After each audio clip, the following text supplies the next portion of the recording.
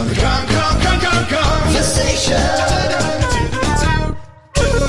I just listened to the Kongversation Season 13, Episode 4. And now, I know my fate is not here in hell, but to be reincarnated on Earth. Hello, and welcome to the Kongversation. I'm Hyle Russell. And I'm Jeff Onan. And we are suffering from what I like to call Cranky's Cabin Fever. Because we're stuck indoors. And we're getting grouchy. And we're just going to start saying the same things again and again and again whenever you come to visit us. So, yeah, how are you holding up, Jeff? How are you doing with everything I just going on? Just comment on the thing you said before. Probably you should not come visit us. Stay at your house. The whole coming to visit thing is kind of non-kosher right now. How am I doing? I'm doing okay in the present, but I'm thinking about the future. I'm thinking about when I have to explain this moment in history to my grandchildren, and some of us will get to come out of this situation that we're all in. Obviously, if you're listening to this devoid of context, we're talking about the coronavirus pandemic, right? So, if you're listening to this 5 years down the line. If Jeff's grandchildren are listening to this, and they're like, what is Granddad talking about? Oh, cranky Onan. Some of us are going to come out of this moment in time able to tell our grandchildren that the role we served in society was essential. And then there's other people, like me, who are going to have to tell our grandchildren that our role in society was deemed non-essential. Yeah. And when they ask, what did you do? I'm going to have to say, I don't know, Animal Crossing It's a very uninspiring story, and I'm not looking forward to 40 years, 50 years down the line when I have to reveal to my grandchildren that I was just a loser. I just ate pizza rolls and waited for the storm to pass. Well, Jeff, if it makes you feel any better, you're essential as far as DK buying goes, which is why I'm putting you to work today, doing a conversation with me. Good. I'm glad. I'm glad there's a reason you're making me brave the crowds and travel all the way to the DK Vine studios. No, we're just joking. We're Skyping. We're still locked away in the safety of our own homes. The DK Vine studios are locked up right now, so we're all doing this from the discomfort of our own homes, with all the various stains about. But when I said come visit us, I didn't mean in the physical sense. I mean, when you put on our podcast, when you listen to us talk, when you come say hello to your friends on DK Vine, through the usual means. I don't want you at my house, people. Stay away. Yeah, I mean, I'm being dramatic about the whole situation, but in reality, nothing has much changed. I try to social distance all the time. Yeah, it's just because you're like a trash hobo, as I think I called you at last. Yeah, a trashman, a garbage boy. Yeah. So, you have this natural air where even the Scientologists didn't want you. They just rejected you. And that, I think, is the model we all need to live by. We need to have the Scientologists keep their distance from us. If we're doing in that times right, like this, be the kind of person that Scientologists would not approach. Yeah, and then we can really help flatten that curve. But yeah, we're making the best of the situation. We're all in this together, like I said. Send my best wishes out to all of our listeners, everybody out there in the community, all the DK Viners and beyond who are struggling right now, either with financial concerns or health concerns. Hey, we're with you, and we'll try to entertain you as best we can. Last time, we looked to the future, towards happier things about the future of Donkey Kong. This time, we're gonna just flip ourselves around, do a 180, and look in the past. And we're going to be counting down the top 10 happiest moments in DKU fandom. So it's like poetry. It rhymes. It rhymes, or it just flips itself around and shows its ass to you. So, before I get to that, I do want to remind people who are quarantined, who are social distancing, staying indoors, all that good stuff. If you need to kill some time and you're sick of the Animal Crossing, don't forget that there are 2 ongoing DK Vine Kongversation contests that still have not been solved, won, achieved. What I don't know. We've got the season 6 Kongversation contest, where if somebody can find the missing episode in the Kongversation season 6, not only will they get the joy of listening to an episode of the Kongversation that hardly anybody has ever heard, but you'll also, if you can prove you found it, if you can send me the link and at me on Twitter, at DKVine, then you'll get a copy of Sea of Thieves #1, the comic book, autographed by the author, Jeremy Whiteley. Not Whitley, it's Whiteley. And I'll send that as soon as the post office works again. I don't really know. My local post office, I think, is shut down, so I'll get it out to you. Look, eventually, once society picks itself up, dusts itself off, and resumes from this. It's not really an apocalypse, everybody's like comparing it to an apocalypse, but it's more like a diet apocalypse, like a caffeine-free diet crystal apocalypse. I like to think of it as like the preview, like you get a free preview of a certain, maybe a 2-week trial. Like Sea of Thieves just did. Yeah. You get your short, limited time free trial, and then we realize how fucked up shit is, and then hopefully we are prepared when the real stuff happens, like climate change, which is happening as we speak. But I don't know. I think that what will come out of this the other end, we're going to be a little more comfortable with the idea of drastic action in the face of emergencies, because we just had to do it. So are you like me and you're just hoping like this is maybe chipping away at climate change, like nobody going out and traveling? It's just like, well, it is, but that's like a Band-Aid solution. That's not a long term. Oh, I know. I'm just hoping like, oh, this buys us a day. Like it's just like add it all. Yeah. Okay. Climate change was gonna happen like 15 years. We'd be in deep shit. Now it's 15 years and 3 days. I'm gonna really savor that extra time, Jeff. You'll be able to when the water is filling your house and you're up to the ceiling and you get that one last gasp of breath before you go underwater, and then you look around your family and make eye contact. All as you drown to death. Now it's going to be a whole 30 seconds later before you take that last breath. Yeah, and I'm going to use that time. I might drink some Crystal Pepsi because I just put myself in the mood for some Crystal Pepsi. Ooh. Hopefully a solution, though. In stores. What if we drink the ocean? I don't see any problem with that. Look, we've got salt in our bodies, right? Like, I don't know why we're afraid of it. It's just like those people telling us to go back to work to save the economy. Who cares about coronavirus? It's like, I'm like, who cares about that salt in the ocean? Just drink it up, baby. You have an obligation. My dad always says that people think salt is bad for you, but you actually need a little bit of salt. Yeah. So it's good for you. Yeah, I know. I always use that excuse when I'm like pouring half a salt shaker on my meal. I'm like, no, salt's good for you. Don't worry. I read it in a book. We also have the season 7 contest. If you can list out in order that I spoke them, every Bond title, that's every James Bond movie or book or short story that I said in season 7, one per episode.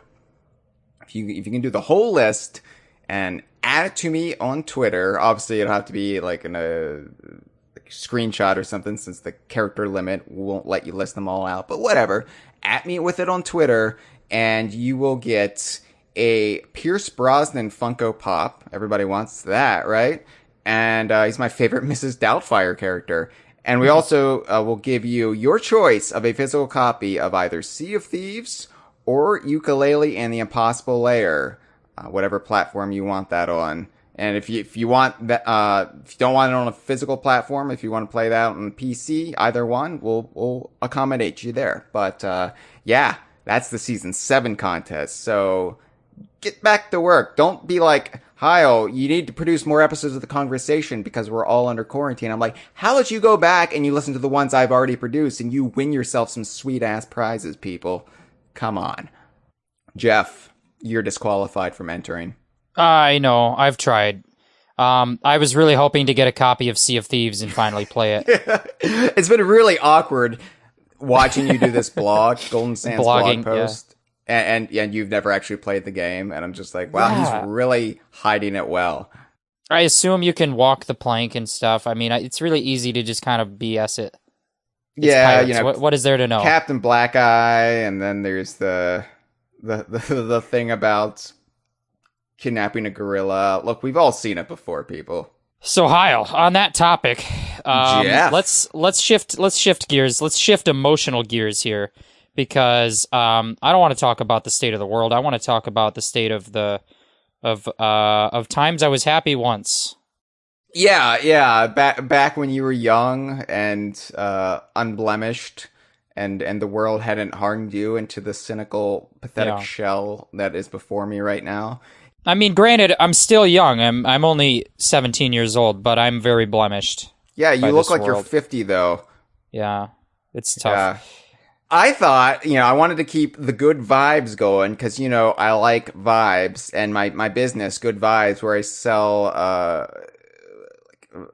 dildos out of the trunk of my car. I can't do that with social distancing right now, so I have to continue the brand name Good Vibes somehow. So I wanted to do it on my Donkey Kong podcast, but I was like, we talked about the future, so let's talk about the past. And then I thought, what were the happiest moments in Donkey Kong Universe fandom? Like, universally, the happiest moments. And I don't just mean I played this game and I enjoyed it very much. Because then it would just be like, all right, number one is Donkey Kong Country 2. Remember that game? That was a good game. We're not going to do that. That's nonsense. We would just be listing games. Why would we do that? We wouldn't. I mean, that's why we're not gonna. No, we're not gonna. No. So I thought, let's talk about moments in time. Just like ephemeral, ghostly images that have long passed but remain lingering in the air in our collective consciousness, where we always like tap back into to boost ourselves up on bad days. Like, remember when that happened? That was a good time. So most of these, honestly, are going to be game announcements. Things that came out of the blue, and took us off guard, surprised and delighted us. They're pretty much all announcements or events of some sort that rallied the community and made most of us happy. And where we're going to get controversial, maybe, is in the ordering of them, because we're counting down from number 10 to number 1. But don't get hung up on that. Because if number 9 makes you more happy than number 10, that's what it should be. If number 10 makes you more happy than number 9, that's great, because happiness is a good thing. So don't be too worried about it, and please don't send hate mail to Hyle about it, because that's the opposite vibe we're going for with the hate mail. We want happy mail. Send us some happy mail. And plus, I don't even know if my post office is functional right now, so I don't even know how mail will happy get to me. tweets. Send us happy tweets. Happy tweets. I like that. It's like what a bird would do. Aw. Like in the spring. You know what the great thing about this is? I no longer fear bird flu, so I'm not avoiding birds anymore. Finally, I can fuck birds. So this list, I tried to pull from the 25 years of the Donkey Kong universe. Everything going back to Donkey Kong Country. Now, it's a little bit dicey, let's say the first 5 years or so, because a lot of people weren't online then, and it was dial-up internet at that. So some of these moments were a little bit more fragmented because we were all off in our little collectives. We weren't really one large community yet. So some of these moments that should be moments maybe aren't on this list. And some of them that are might be controversial because we're like, I don't remember that being a huge deal. But it was in its own way. So we put a lot of thought into this. We thought about it as a staff. I let everybody weigh in a little bit. And ultimately, I just ignored them all and just went with my own gut feeling. No, Jeff made me switch the order on one of these, and I was like, all right, that's a good call. I'll agree with that. So, see, I am willing to admit I'm wrong sometimes, Jeff. You see? There we go. I had one victory out of like 15 which is I'll take that. Take that and hold it tight to my chest. Yeah, I guess it was 15 when you consider we're going to have some honorable mentions at the end, things that didn't quite make the cut. So we'll try to get to all of these. If you're like really hoping for one, and then you're bitter that it didn't make the list, hopefully we do reference it. And, you know, if not, then I guess it just wasn't as important as you thought it was. Well, if that thing makes you happy, but it wasn't on the list, then just think about the thing that wasn't on the list that makes you happy. Just think about anything that makes you happy and be happy. That's the goal. That's the goal. And send happy tweets about it and say, hey, remember this other one? And we're going to say, oh yeah, that makes me happy too. Happy tweets. Let's go. Happy tweets? I like the birds that we're not afraid of anymore. Because bird flu is nothing. Jeff, I'm going to lick a bird. I'm going to do it. This is the year I'm going to... If you're really committed, you should let a small bird make a nest in your mouth. Don't think I even thought about it. Because I don't have a beard. I'm not one of those big beardy men. So I can't let them nest in my beard. So it would have to be in my mouth. The conversation always tunes to how you don't have a beard. It's only when I'm on the episode. I don't know why that is. Jeff, I mean, I remember you shaved your beard, and so I just took you out of my beard database. And I grew it back. It took like 3 weeks. It's back. Well, what Jeff's not telling us is he just let all the birds build a nest on his chin. It's not actually facial hair. Just like all the birds in Michigan. It's important for the local ecosystem that I throw my beard hair into the forest every couple months. Yeah. They need it to make nests. All right, let's get to the list. All right. Number 10. Number 10. And this is...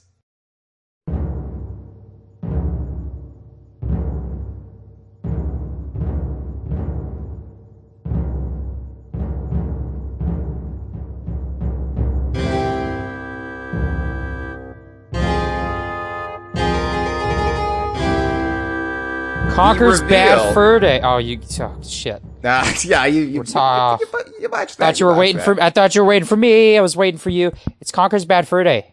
The reveal. The reveal of Conker's Bad Fur Day. And this was on Rare's website, January 21st, in the year of our Lord, 2000. So, this was a bit different of a game reveal. So, Conker's Quest was announced E3 1997, right? Then, it became known as 12 Tales Conker 64, and then it was infamously delayed and delayed and delayed to the point where, like, it was almost 3 years before, like, we got any concrete news on it. And part of that was because when they started development, it was like parallel development of Conker alongside Banjo-Kazooie, or what would become Banjo-Kazooie. And then basically what happened is Conker was much more advanced than what the Banjo-Kazooie team had. The Banjo-Kazooie team went back to the drawing board and gave us Banjo-Kazooie, and then all of a sudden Conker looked antiquated and not very good. So then they went back to the drawing board. And, you know, in that time, we had Conker's Pocket Tales that the handheld team cranked out, but there wasn't much in the way of Conker news. And then it became a little bit of a worry in the community. It was like, is Conker going to be canceled? Like, they wouldn't do that, right? It was unthinkable. He'd already been in Diddy Kong Racing. He already had a Game Boy game, a Game Boy Color game at that. So it was just this big question mark. And then, of course, the media, the gaming media, can always like slagged Conker just a bit for how cutesy it looked. So we had this little bit of, well, I mean we at DK Vine, being the teenagers that we were, we felt a little self-conscious about Conker. Like, we wanted to defend Conker, but we also wanted everybody to know, like, hey, you know, just because it looks cutesy, it might be a really kick-ass game, right? Like, fuck you. There was a dinosaur. Yeah. Back before Conker just straight up murdered the dinosaur, there was a dinosaur companion in the game. I believe that was Barry's animal companion, right? Or did Barry have the owl? Gibbon Obviously, would know. The game was going to be badass because it had a dinosaur, which is I mean, that's all you need to know. Yeah. Because dinosaurs make everything better except the Jurassic Park sequels. You You don't like Bryce Dallas running around in heels through the jungle? Yeah, I like how unpleasant her character is. It's my favorite trait. I like Chris Pratt's, because every line he says sounds like it's in a parody of a serious movie. He's just like, yeah, it depends. Like, depends on what? Depends on what kind of dinosaur them scientists cooked up in that lab. So Conker suddenly was revealed, but it had undergone a significant change, and that's exciting. Yeah, so there had been rumors that the name had been changed to Conker's Bad Fur Day, I think like the week or so before this. And then Rare put a page up on their website, this like under construction page.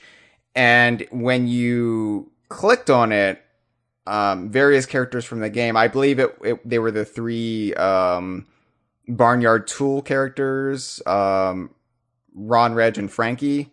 They would curse at you for like interrupting them while the game was under construction. So that was our first clue at what the content for the game would be. And it was like lines like, and it was all censored, so, but it was like, Frankie, tell this fucker to fuck off. We're not ready yet, dumbass. Why don't you take that mouse and stick it up your ass? Things like that, really, really urbane, sophisticated the kind humor. of shit that really got us going back in the day when we were little kids, thinking like, oh wow, this is gonna be something we haven't seen before. It was like South Park, which at the time we were just like, wow, cartoons can swear. Which I'm sure Hyle actually hates that I just made that comparison. I mean, it was in vogue at the time, right? Like late 90s, early 2000s, everything had to be edgy, everything had to be cynical and not at all at face value. And that wore its welcome with me in a hurry. But back then, when we were desperate for validation as a fandom and as a community, especially like in light of the PlayStation and then the PS2, and like, oh, Nintendo, that's just kid stuff. It was very much like what Nintendo fans, I think, went through with the Wii U and why they were upset with Tropical Freeze, because they wanted Metroid to prove to everybody that, no, we're a serious gaming console, and we've got serious games like Metroid. And this is basically that. It's like, oh, no, see, yeah, they're cartoon characters, right? But they swear and they piss on each other. So it's just like... It's just like going to the opera. Like, respect us, please. Yeah. What I love about that, though, is that what Bad Fur Day does is unique for the time period in that it's basically just a story-driven game. Yeah. And other platformers were very mechanical. Even Banjo-Kazooie, which has a lot of dialogue and funny characters, is still a mechanical focus, like, collect the things, to progress, to get to the next thing, to do the thing. And that game was more like, well, we've got cutscenes, we've got voice acting, we've got incredible animation, and the fact that characters piss and shit and swear is just something you wouldn't see in another game, because those games don't even have that level of character storytelling. So yeah, Bad Fur Day was cool for that reason. Yeah, it was like this... Again, it felt like a validating moment at the time, but some people were upset about it because the people who maybe were on the younger side, they were like, I'm not going to get to play this now because this is going to be an M-rated game, and you've deprived me of my Conker, Rare. I remember there was like a petition to get Conker to also release 12 Tales Conker System, because just it's so easy for them just to release 2 versions of the same game simultaneously. Especially one for kids and one for adults, and have them look virtually identical on the shelves. That would really fly.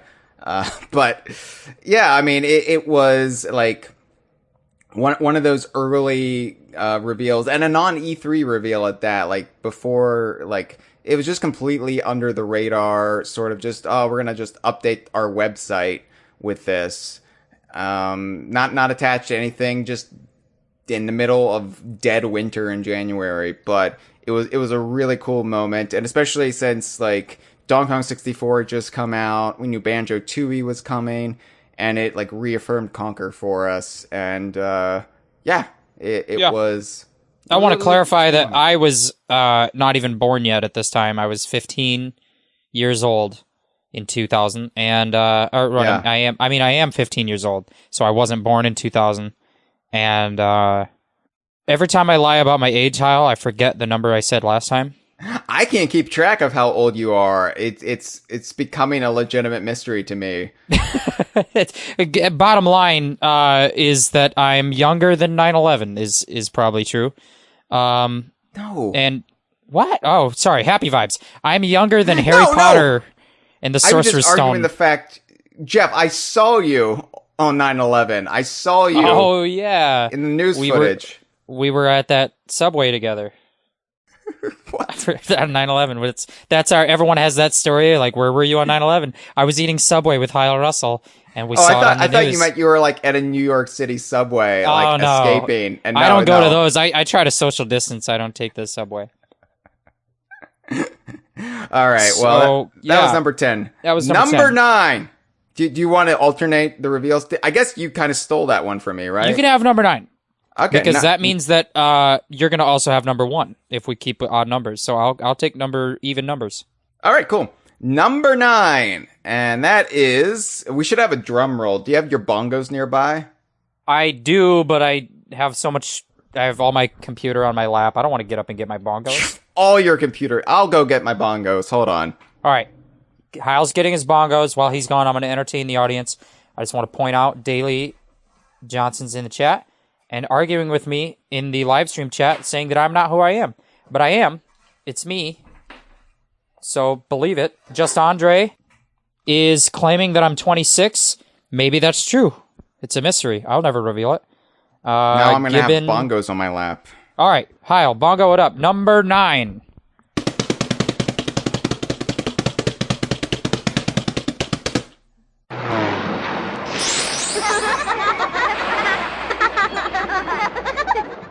Diddy Kong Racing's reveal in late September, early October 1997. So another one that had no attachment to E3 or any Nintendo Direct or any sort of presentation at all. It's kind of shadow dropped, and that was Diddy Kong Racing, which was plugging a hole. It was fixing a hole in Sgt. Pepper parlance, because obviously Banjo-Kazooie was announced E3 97 along with the aforementioned Conquer, and Banjo-Kazooie was supposed to be Nintendo's big holiday title that year. But then, as the team knew well in advance, they weren't going to get it ready in time. It was, I don't even know how it happened, like how they basically got talked into making that the big holiday title when they knew it wasn't going to be ready, and they ended up having to delay it. But anyway, Rare did offer an alternative, and that was Diddy Kong Racing. And this was revealed on Nintendo's website and also in Nintendo Power. So the people who were already online, like on their dial-up computers, got this information a little bit sooner. But then Nintendo Power had a big, like, back of the issue, like, splash page article about it. And this is one of those that, like, we debated putting in this list, but given the importance it had for the community, for what the Donkey Kong universe even was, I felt like it was warranted even at the back end of the list. Because yeah, we were all basically little collectives. There wasn't like an organized Donkey Kong universe fandom or even an organized Rare fandom at this point. We all had our little fiefdoms, even among our own like friends or schoolyard chums or online message boards or what have you. But this was a pretty big fucking deal because this game came out of nowhere. When we think about the importance Diddy Kong Racing has, you have to understand, like, there was barely any time between its announcement and its release. So there weren't months and months of anticipation, speculation, poring over screenshots. It was less than 2 months before it got released after its reveal. Yeah. This one on the list, this one is so old that my dad wasn't even born yet. Yeah. Which is crazy, but... Now, your dad was actually running around as a sperm man for like 20 years, so it's a little confusing. And I then I have a picture in my head of what that means, but it doesn't make any sense. So we're gonna move on. Now, if I do remember correctly, there was Taco Bell involved here, correct? Yeah. So I mean, indirect Taco Bell reference here. So Taco Bell was going to do a big Banjo-Kazooie promotion for Holiday '97, and again, there's no chance of Banjo-Kazooie ever being finished. So Nintendo had to go to them and was like, hey, this game we want you to promote, that we signed this big contract with you for, it's not happening. So they changed it to just a generic Nintendo campaign. Like, they didn't switch to Diddy Kong Racing. It was, okay. we're going to bring in Mario, we're going to bring in Donkey Kong, we're going to bring in Yoshi, because this was still when people cared about Yoshi, you know, in a broader sense. Like, Yoshi was like a big Nintendo superstar. And then they did the cups. Like there's a Funky Kong cup, which you can actually see in the Taco Bell commercial of the era. I just put it on Twitter the other week. But yeah, you could like get these like flimsy Pog-esque milk caps off the food, and then you could like win a prize. You could win like Nintendo 64s, or you could win a Porsche. If you got the big prize, which as a kid, I was like, who cares about the Porsche? Give me fucking Nintendo prizes. Yeah. But, so in the interest of the point of this list being happiest moments, that was also the era when Taco Bell was represented by a Chihuahua. Is that right? yeah. And so there you go. There's your happy moment for the day. Remember that Chihuahua? Remember the Taco Bell Chihuahua? He could speak. Taco. Yeah. He was a taco dog. He talked. He was a taco loving dog, yeah. Which I'm pretty dog. sure Yo if quiero like, Taco Bell. if you fed a dog like half of Taco Bell's menu, it would just kill them. I think that the taco meat is made of dog, actually. Oh. So it's just kind of recycling at that point. That's not a happy moment, but that dog could talk. That was pretty fun. He had a Spanish accent. So, Diddy Kong Racing, though, was a big deal because all of a sudden, like, Donkey Kong fans had a big holiday release. After 3 years of having big holiday releases, we didn't think we were going to get one in '97. And then all of a sudden, here's this game starring fucking Diddy Kong, this Mario Kart killer. And then, not only that, but this was going to be the debut of Banjo and Conquer. So not only did we have this new game to look forward to, but retroactively, it made Banjo-Kazooie and Conker's Quest Donkey Kong spin-offs. And thus the DKU was born on that fateful announcement. But yeah, so like like people who were like me, I guess, who were like all in on Donkey Kong Country, like, we're now, like, excited about Banjo-Kazooie, and they didn't hold a grudge against it for not being Donkey Kong, which, you know, is a point I always bring up to people when they complain about Rare doing anything that's not Banjo-Kazooie.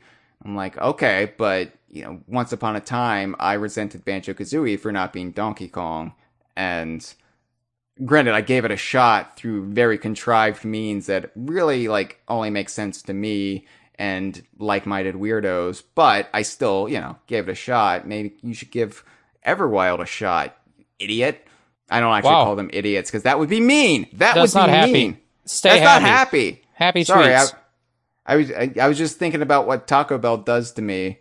Let's I move got on. very Let's upset. move on. The Taco Bell, though, you can replace the meat with beans, so everyone's happy. If you don't eat meat, you still eat beans, unless you're some kind of guy who doesn't eat beans. So good job, Taco Bell. Every menu item at Taco Bell can be made vegetarian, not necessarily vegan though. So sorry, Hyle. I'm not a vegan. We got number I'm just 8 a coming up. vegetarian. Well, you said the other week you were like a semi-vegan. You said, "Oh, I don't eat the gelatin." Well, guess what? Gelatin is vegetarian. No.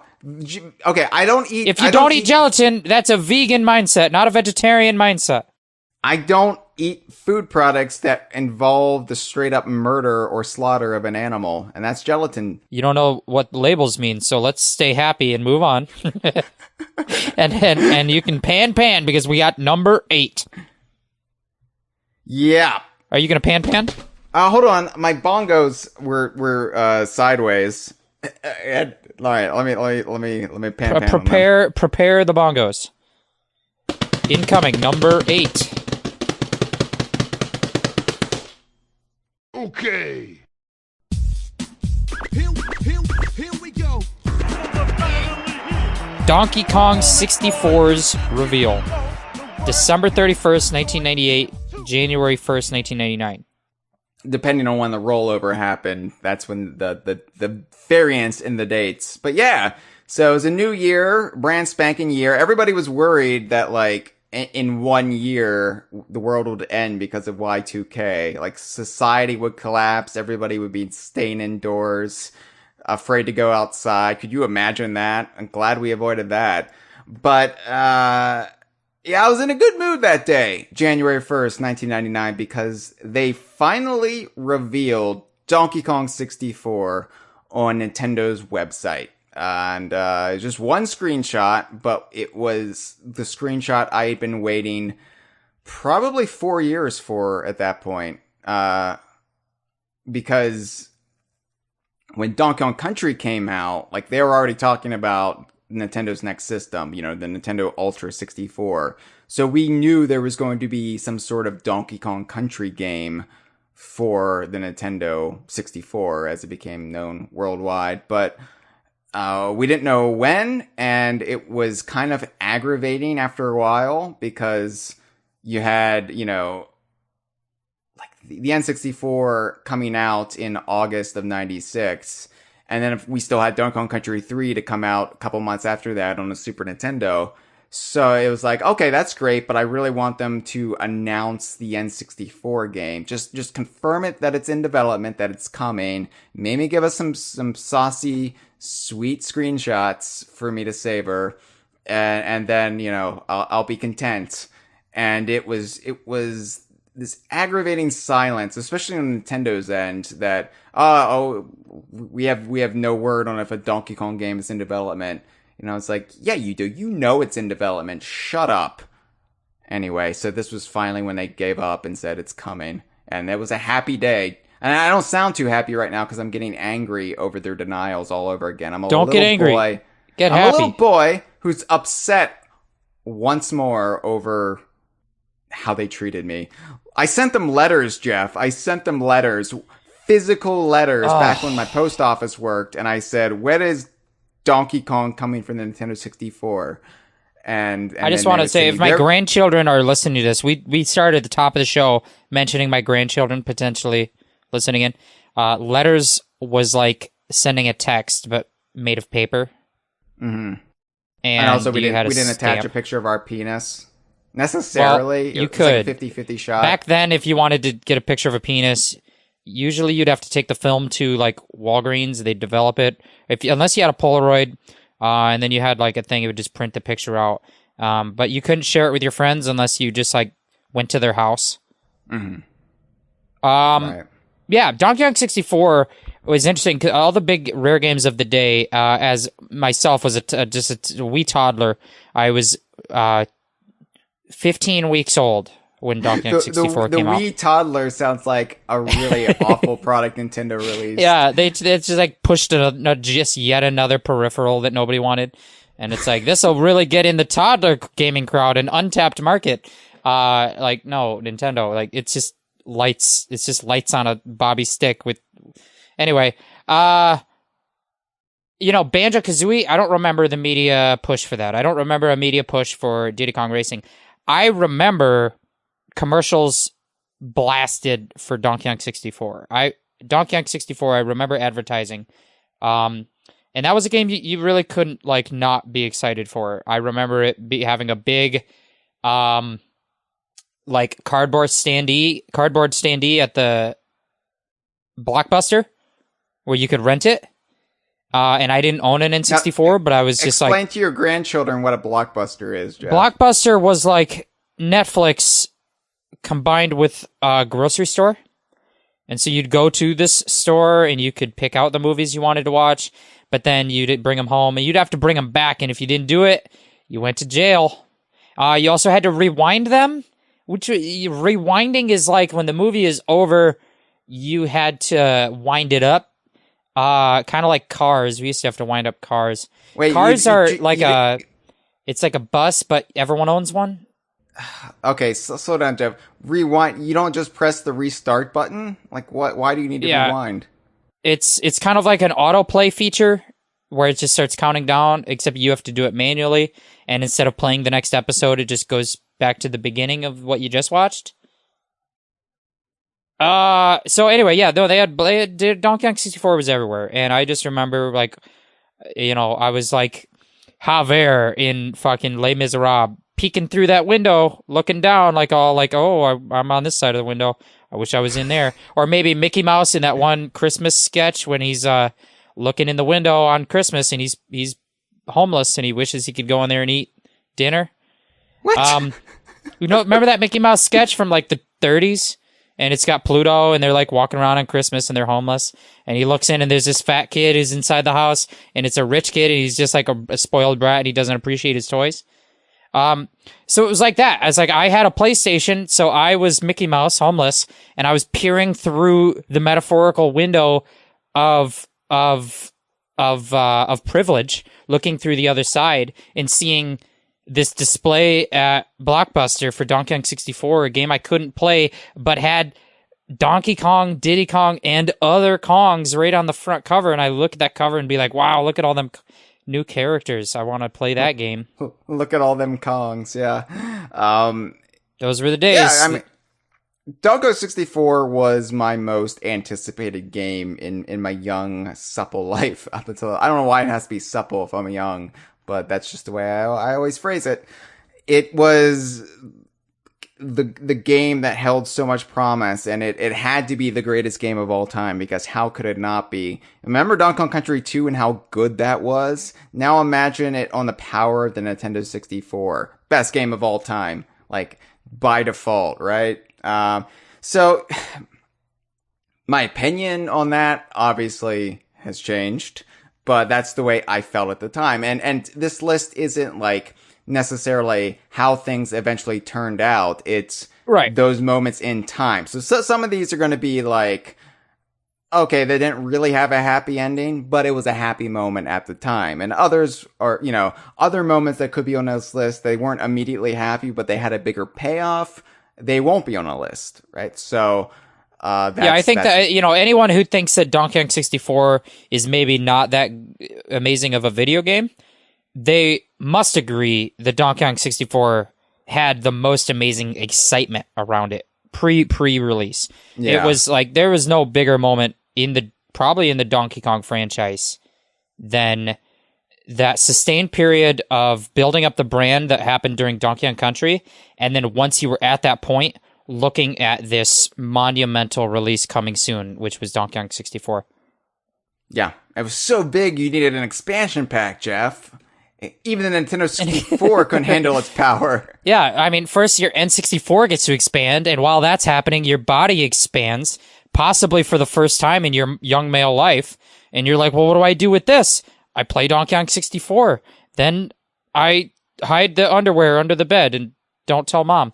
But am I the only one who had erections when I was like 3 years old? Well, I don't know. I haven't checked very many 3-year-olds recently. I'm just like everybody talks like erections is something that happens when you're a teenager, and I'm just like, no, that happened to me when I was like a little baby. Don't you start saying baby talk while talking about your first boner. Whittle baby, my baby whittle boner. Don't do it. The people don't want to hear it. So stop. This is about happy moments. I'm getting a little stir crazy inside my house, Jeff. So if I'm going to talk about baby's first boner, counting down the happen. top 10 boner memories, this is not that. Although some of these items do have boner memories on them, so I think we should move on. Yeah, we'll get to some of those. I also want to point out too that December 31st, 98 to January 1st, 1999 also had two other game announcements as well. The original Mario Party and Super Smash Brothers were both confirmed as coming to the West, both featuring Donkey Kong. So obviously Donkey Kong 64 overshadowed both, but it was still like, whoa, like this game, and then especially Smash Brothers, was like a fighting game with all of Nintendo's characters. So that was a big day. And you know, you could say like Smash Brothers was the bigger announcement in the long term. But as far as our fandom goes, I mean, nothing had touched Donkey Kong 64 at that point in time. Well, so. Smash Brothers 64 was not really a big deal at the time. It really wasn't until Melee. It wasn't really until Melee that Smash Brothers became the juggernaut that it is. It's so weird how much of an afterthought that game was in every aspect. It really felt like any other kind of crossover, like, side sports game coming out at the time. Like, yes, we have Mario Kart. We have... It didn't even feel as big as Mario Kart. It felt more like you have Mario Golf and Mario Party and Super Smash Brothers. It was in that tier on the N64. And then Melee was just, like, obviously massive. But that's not what we're here about. We're here about the next item on the list. All right. This is I'll do the pan, and then I'll Number 7.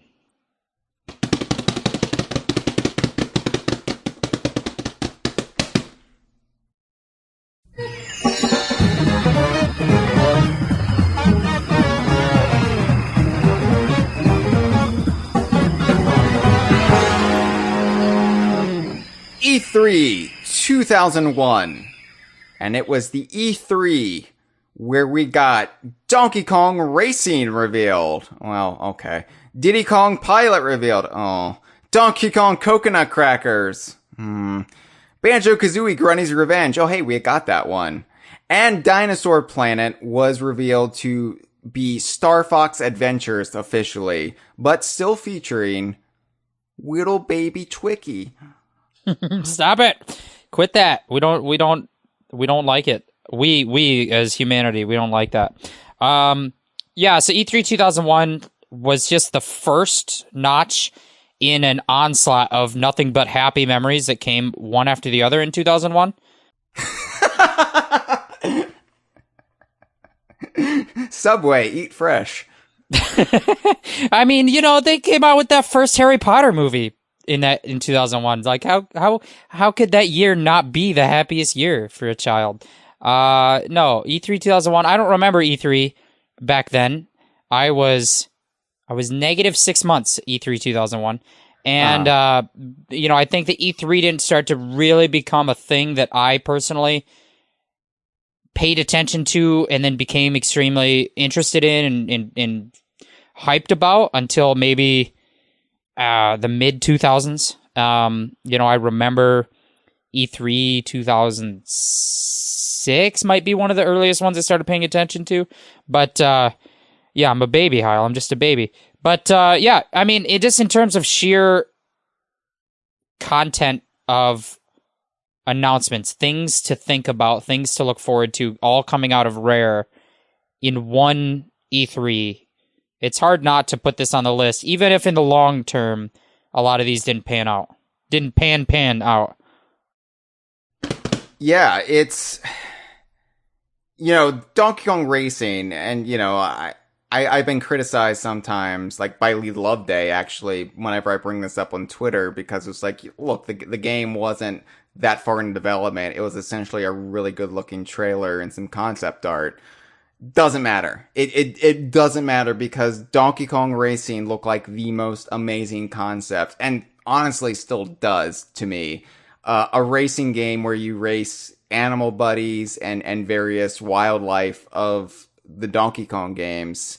And then, you know, their idea was like you would like train them and level them up and you could jump from steed to steed in mid-race. Like, this is still a racing game I very much want made. But with the Donkey Kong license or something else, because it's such a good concept. And I don't know, like, this not only marked like, oh, I'm really looking forward to that game, but this onslaught of Donkey Kong titles, Donkey Kong Racing, and then the two from the handheld team, it showed that Rare, in this immediate pre-buyout era, really was working on expanding the Donkey Kong IP, giving it side titles in addition to like the main console platformers, and was really growing the brand in a way that something like Mario and Kirby have always had, and we've always sort of pined for in the same way, but never quite gotten, or will only get the side titles in lieu of a good solid main console iteration, as was the case in the buyout era. But like this was a pretty giddy E3. Like, I remember Coconut Crackers in particular, because a lot of people on DK Vine were shit talking Coconut Crackers. Like, who the fuck cares about this? And I was like, this is exactly what I wanted. When I played Donkey Kong Country, and like up through Donkey Kong Country 2, and my mind started like concocting possibilities for future games that weren't just Donkey Kong Country or Land games, I was thinking things like, what if there's a puzzle game? Because this was the era too of like Tetris Attack, which, you know, utilized the Yoshi's Island brand in the West. So I was like, what if we had a puzzle game? Like, what would that incorporate? What characters would that utilize? How would you make that work within the context of Donkey Kong's environment?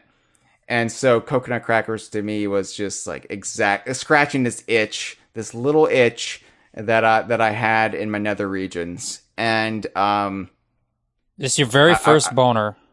Yeah, Donkey Kong Coconut Crackers. I got an erection, age 18, however old I was. No, and look, we didn't get Donkey Kong Racing at all. It became Saberman Stampede post-buyout, and then that was canceled entirely. Diddy Kong Pilot morphed into the pretty forgettable Banjo Pilot throughout like a few different iterations of that, of both games actually. And you know, we got it, but it really wasn't worth it in the end. Coconut Crackers was probably the only situation where things were improved ultimately, because as much as I wanted Coconut Crackers, I have to admit It's Mr. Pants is the superior take, and I would not trade that for anything. So I'm glad we got It's Mr. Pants. I just wish, you know, THQ had made more than 12 copies, because more people really should have played that. Yeah, I mean, I don't have a lot to say about this point item. One, because I don't remember it personally, and two, because so much of it is like a happy moment in time that didn't pan out into much concrete, you know, actual happy moments later. Obviously Donkey Kong Racing is something we still want. We, you know, in just as the base concept of it, as you said, such a strong concept, Donkey Kong racing game where the vehicles are animal buddies. That's just so strong a concept that it almost still feels possible that anyone else could come along and make it someday. But you know, I don't have a whole lot to say about it. Coconut Crackers turned out better in the end as Mr. Pants. Diddy Kong Pilot was probably never going to be much of anything. Probably going to be a very forgettable thing, just like Banjo Pilot is. Nintendo didn't even want them to do it. Yeah, I mean, it's just, well, what are you going to do? Star Fox Adventures, I still contend would have been a lot better as a Dinosaur Planet game, but nah, at least it's still DKU. Yeah. Yeah. You just want that ship cosmetic in Sea of Thieves. I do. If Rare owned the IP still, it would have been, it probably possibly could have been in Rare Replay. They could have had, you know, it could have been playable characters in #IDARB, which everybody wants. We could have gotten a Saber sequel. Skin We could have gotten in a Minecraft. sequel that would have bombed on the Xbox 360. Now, let's cool it there. Let's not expect that very many Rare games were going to get sequels, because we know they didn't. So I don't know. You're going a little hard on that one, but at least it could have been a skin in Minecraft. Hey, well, then that's all worth it.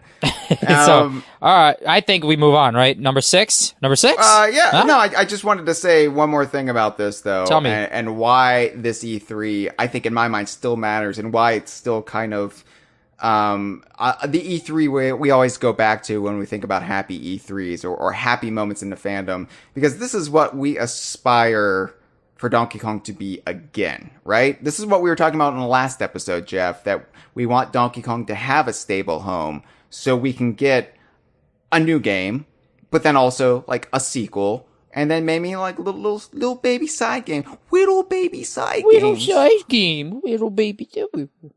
And maybe one day we can have an E3 where there can be a multitude of Donkey Kong titles, or a multitude of Donkey Kong titles in 1 year. Maybe not all announced at the same time, because some of these would have been announced on a Nintendo Direct in this day and age, right? Like coconut crackers. That's not an E3 reveal. That's a Nintendo Direct reveal in the goddamn dead of winter.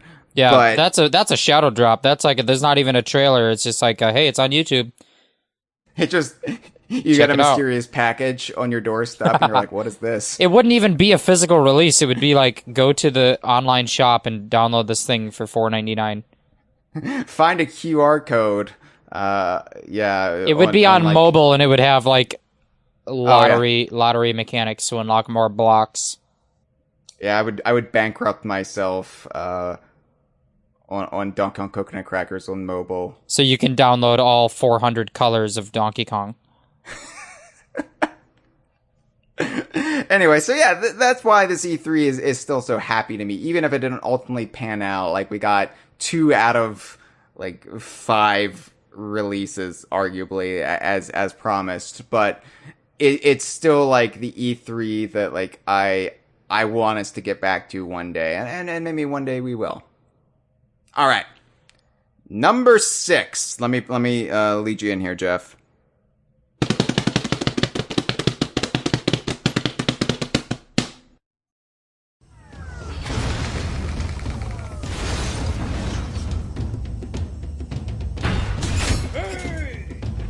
Donkey Kong Country Tropical Freeze announcement, E3 2013.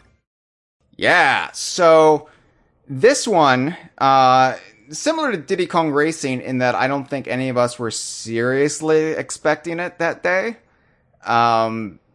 But dissimilar in that it was still a big E3 reveal and, you know, had a lot of fanfare behind it. Or at least fanfare from Nintendo in our community, not so much the outside world, but we went through this kind of odd trajectory post Returns, where Returns had us feeling Donkey Kong is back. And it's just like, you know, we're going to get sequels out the wazoo. Like, Donkey Kong is this massive brand again. And Tropical Freeze took long enough to be revealed that we started to kind of go through the withdrawals and start to second guess that idea. And so it went from thinking like, oh, we're back, this is amazing. And then it's like, wow, it's been 3 whole years. I guess Retro's doing something else. It must not be, you know, where I guess Donkey Kong's dead. It was a one-off kind of nostalgic cash grab of it's just a one-time thing and they're done with Donkey Kong. And then, lo and behold, Retro was making another Donkey Kong. And we were not the only people surprised by this as Donkey Kong fans. Because there was an overwhelming negative reaction by people who were not Donkey Kong fans, which is not the focus of this episode, because we're having happy thoughts. Happy thoughts, Jeff. Happy thoughts, so, happy tweets. I remember like watching this Nintendo Direct on my laptop, because this was like, I think the first E3 where they switched to all Directs, where they didn't have the big stage show. So this was like Iwata and Reggie, you know, like in front of like a white screen, just like going through all these reveals. And, you know, we got to this Tropical Freeze trailer, and it's the plane dropping down at the beginning of the game, right after they get like blown away by the snowmans and they land in Lost Mangroves. And I didn't know what I was looking at. I thought it was like, is that Donkey Kong music? But I didn't like totally form what I was looking at. I thought it was like a space shuttle or something, and I saw Donkey Kong pop out, and I was like, is he an astronaut? Are they on an alien planet? So like for the first... They would call it a donkey knot. So for the first 15 seconds, I thought like it was about like them going into space, and I was like, I don't like that very much. But I'm very much the kind of person when I see a new game trailer for a property that I'm invested in, it's so overwhelming that I'm not really processing much of anything. It's just sensory overload because I'm seeing new things for this world I love, and I'm not focusing on any of it. I'm kind of taken aback a little bit, and so I was like, they're bouncing on gelatin. This looks a lot like Jungle Beat. I don't know how I feel about this. And then Iwata started talking about the Vikings from the North Sea. They didn't call them Snowmads yet at this point in time, or at least they didn't reveal that. So I was like, oh man, the Kremlin still aren't back. Like, this is happy, but at the same time, I already have issues with it. Like, I guess these baddies look cooler, no pun intended, but I don't know. And then there's Dixie. And Dixie Kong is back as a playable character. I'll never forget the cadence of the way Iwata said that. And then I was like, okay, I'm satiated. I'm happy. Dixie is back. Because that was a big deal at the time. Like, Dixie being in Donkey Kong Country. And it's not just being all the characters from Returns and no returning characters from any other Donkey Kong games. It was a big deal, but there was a pretty much arguably a bigger reveal later that afternoon. This was like a time-released bomb of happiness, a little multivitamin of joy that it took a while to disperse throughout our supple young bodies, right, Jeff? But once I was only 6, so don't call me supple. Kind of creepy. The timeline of your life is not adding up unless you're some odd time-traveling sperm man. I'm a space lizard and I don't follow linear rules. You're not even Benjamin Buttoning. You're just all over the fucking map. Yeah, later that afternoon we found out David Wise was doing the music of the game. Yeah, so I had a particularly interesting experience with this E3 because I was in a car riding to Florida to spend a week with my parents visiting my grandparents. And I was in the car driving like on a 12-hour drive while the Nintendo Direct went online. And so I'm riding on the highway trying to stream video, which is not working. I'm getting still images or a couple seconds of video every 5 seconds. And it gets to the part with Donkey Kong Country, which I didn't see coming. And I just see, oh, what's this? Oh, it's Donkey Kong. Oh, there's a penguin? Oh, okay, it's about penguins. Oh shit, it's Dixie Kong. And then it was over. And I was like, well, I missed it. I hope we get to where we're going soon so I can have better fucking Wi-Fi. Yeah, that was my experience with E3 2013. Although, then we got to Florida. I just remembered this. We got to Florida.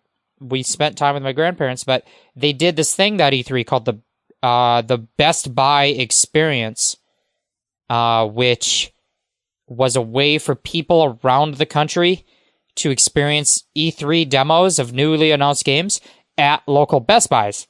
And they had like a number of set locations. There were no locations in the state of Michigan, which is where I live.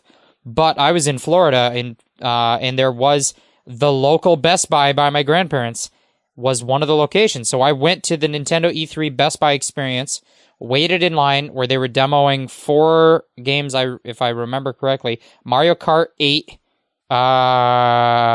Legend of Zelda Wind Waker HD, Super Mario 3D World, and Tropical Freeze. And my brother and I were waiting in line. We get to the front of the line. We're the only people. We're the very first people in the line to choose. Like, once you got to the front of the line, you got to choose which demo you wanted to do. And there was one screen going, like one person demoing. So this long-ass line. We got to the front of the line. We were the first people to pick Donkey Kong out of all those options. And up to that point, we'd waited for like 45 minutes, an hour. Everyone was not watching. Like, the people waiting in line were not interested in what was going on the screen because it was somebody playing the same level of Mario Kart for the 14th time in a row, or somebody playing fucking Wind Waker, which is a game that was over 10 years old, Like, we know what Wind Waker is. Like, who cares? And so when we start playing Donkey Kong Country, and the level we demoed was Cannon Canyon with those kind of 3-dimensional perspective cannon barrel blasting. Yeah. Everyone in the crowd all of a sudden perked up and was paying attention, and were actually cheering and oohing and ahhing with our successes and failures. And it was amazing. And then people all of a sudden in line were chit-chatting about Donkey Kong. And like, there's this guy saying like, oh yeah, they just came out with a new one a while ago and it was okay, but it didn't have the swordfish in it. So like, it wasn't a real Donkey Kong game. And I was just like, dude, yes, Donkey Kong Country Returns did not have a swordfish. You're right. I like you. Anyway, it was crazy. It was a good experience. I played Donkey Kong Country Tropical Freeze. It was supposed to release in the fall, and it was delayed, so it didn't even come out until February. And so for like almost a year, I just was telling everybody like, hey, DK Vine people, I played Tropical Freeze. Did you? No? It sucks. It was great. It was like my one claim to fame for 8 months, where I was the only person on DK Vine who had actually played Tropical Freeze. Yeah, for me, it was weird because that E3 was the E3 I went to Bonnaroo, like, before E3 was even over, to see Paul McCartney perform. And Bonnaroo was, like, basically a miserable experience. I ended up getting, like, sunburned horrifically to the point where I was ill. And, but yeah, it was great seeing Paul McCartney. That'll be an experience I'll always have. Because I was right up at the front of the stage, so I could have licked him, Jeff. But you shouldn't. I shouldn't, especially nowadays. No, I don't want to get him sick. Although I'm sure they have a spare in the works, they always do. But yeah, so it was weird having this new Donkey Kong game announced. David Wise scored Donkey Kong game with Dixie in it. This is before we knew about Cranky, right? So then I have to go to like this hippie music festival where we're like sleeping in mounds of each other's own shit. And all I want to think about is fucking Donkey Kong. I'm like looking at my phone, looking up news, watching videos, and just like trying to listen to the new David Wise music over the sounds of everything happening around me. So that was a surreal experience, but memorable. And yeah, Tropical Freeze, the hype was less than it was for Returns, even if the game was like much, much better, arguably. It was less, but I think, and then when you take into account all of the divisiveness and all of the hatred being lobbed at our fandom, and at the game at the time from other people, It was a weird time in general, but I think we all rallied together pretty well. Yeah, and I eventually did get to watch that direct on good Wi-Fi at a hotel room or something. Yeah. That's what I like to do in seedy hotel rooms, is I watch the Nintendo Direct. Yeah, that's the way to do it. That ain't working. Hey, speaking of Hawaiian noises. Yeah, number 5, banging on the bongos like a chimpanzee.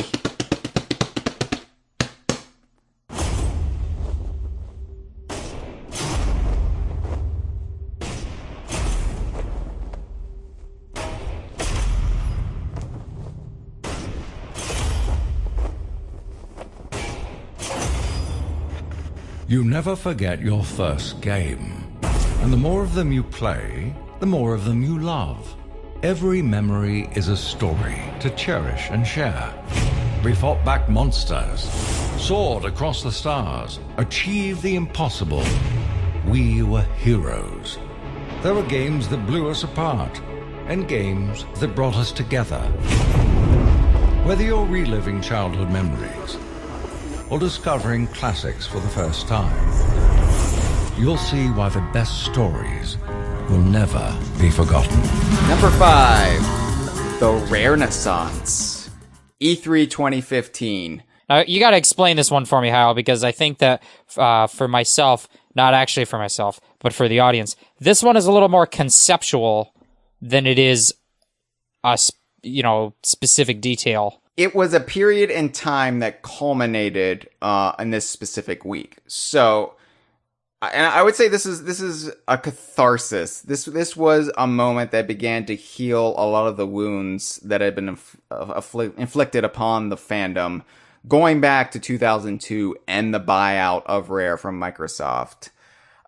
So in the build up to E3 2015, we had Playtonic Games launched their Kickstarter, which like immediately reached its initial goal like within like an hour or two or something. It set a record at the time, and then their Kickstarter ended at E3. That was just when it timed out. They didn't have a big reveal. Like I remember at the time we speculated, what if they reveal that like in the Wii U version of Yooka-Laylee, because this was back when, you know, we thought there's still gonna be a Wii U version, Donkey Kong is in it. That would be crazy. We were so young then, Jeff. We didn't know anything.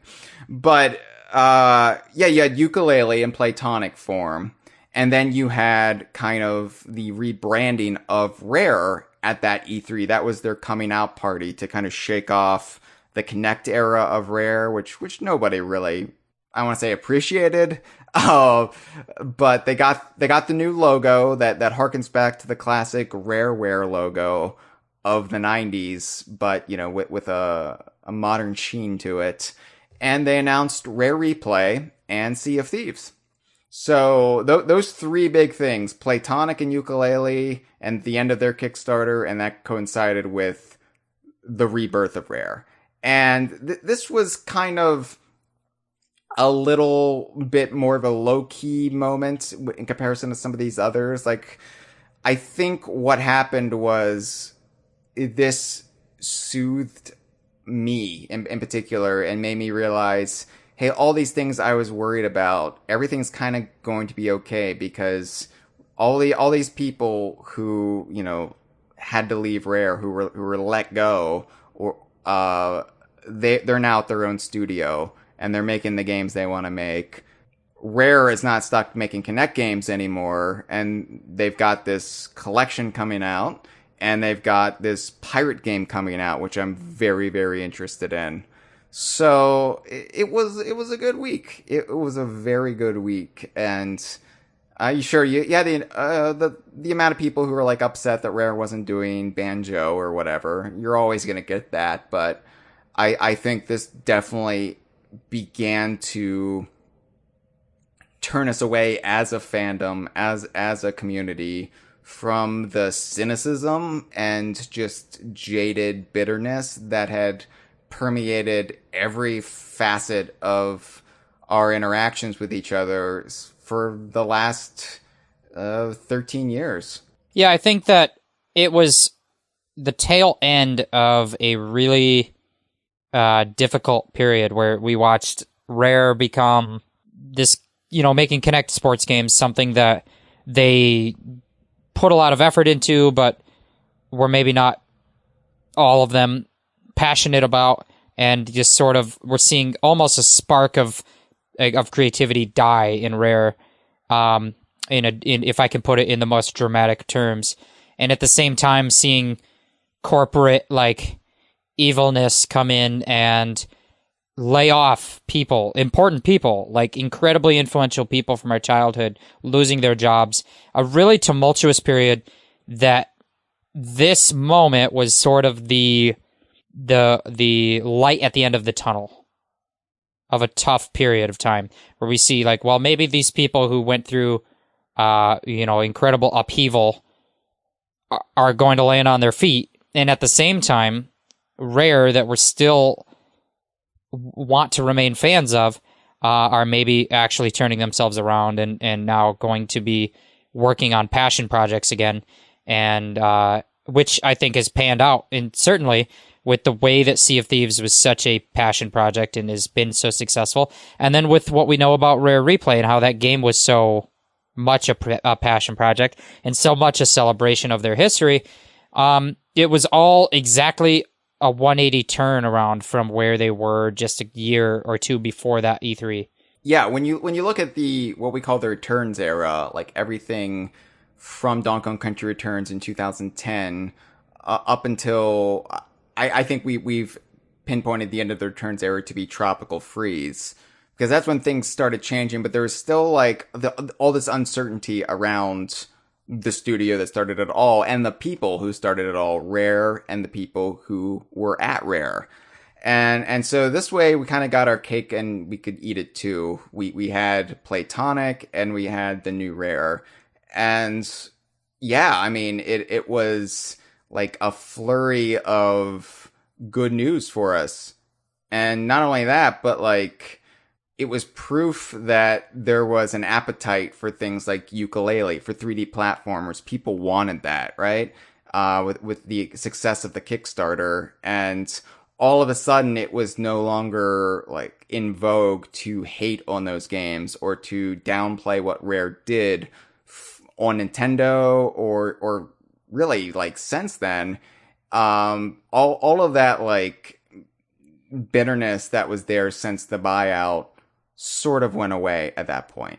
And also, like, this took a little bit more time, but the JonTron sort of the opinions that people like JonTron pushed towards games Rare had done post buyout started to subside as well. And especially games like Rare Replay, collections like Rare Replay have helped people reevaluate games like Nuts and Bolts all the way back to Grab by the Ghoulies.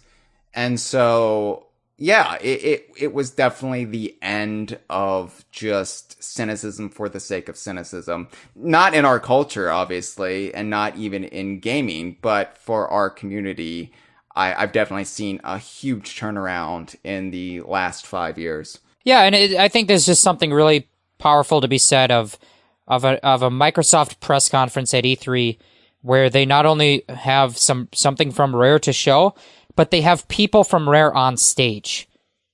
It showed that Rare was no longer this kind of oddball in the Microsoft Game Studios lineup. And that, Craig Duncan being called out on stage as if being the head of Rare was a big deal. And it is a big deal, but it felt like for the longest time within the Microsoft ecosystem, it wasn't a big deal to be from the history of Rare and to be from like the legacy of this incredible studio. It just didn't seem to really have the weight that it ought to have until that moment when they put Craig on stage and said, here's Rare Replay and here's our new game that's going to change gaming in our own little way.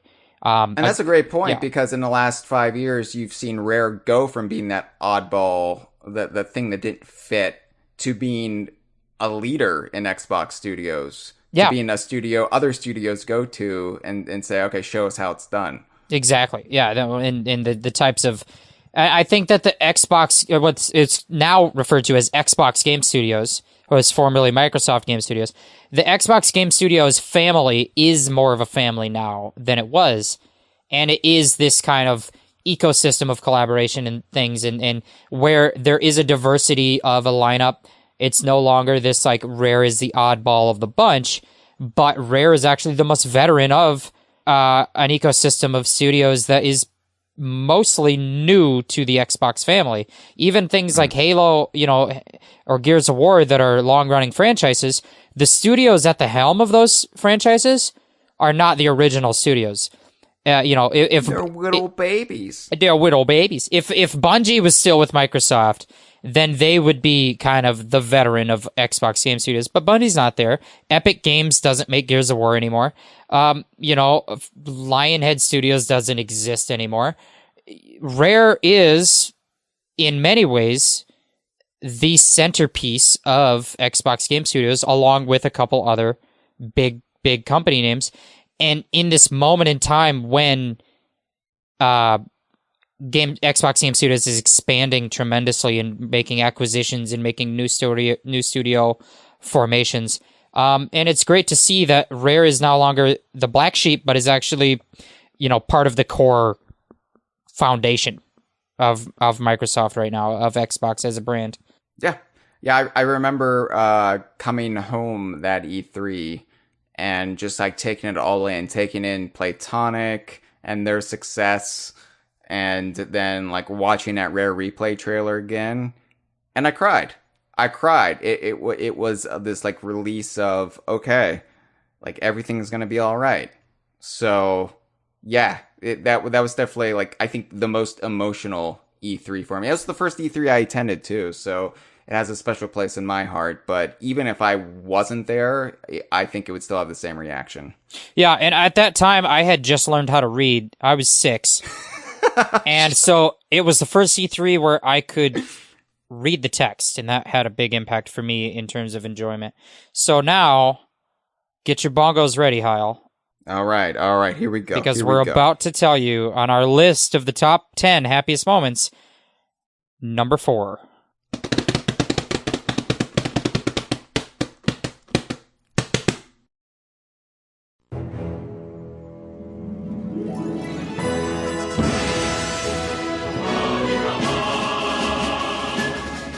The Super Smash Brothers reveal of Diddy Kong. I didn't know which one it was going to be. Is it Donkey Kong? Is it going to be Donkey Kong? As a playable character in Super Smash Brothers Brawl. Diddy in Brawl. And we date this we carbon dated it. Jeff, I got out my science kit, and I was like, let's figure out when this was. This was Wednesday, August 22nd, 2007. Yeah, which is very close to my birthday. And so it was honestly like a birthday present for me. Jeff was born on Thursday, August 23rd, 2007. I was born in 2007, so it was like a birthday present. I'm born, and Diddy Kong is already in Brawl, and I've never known a world without that. Pretty great. No, I was kind of a fledgling member of the DK Vine forum community at this time. I was not a mainstay or a very I wasn't one of the core popular people. I was just new to the forum.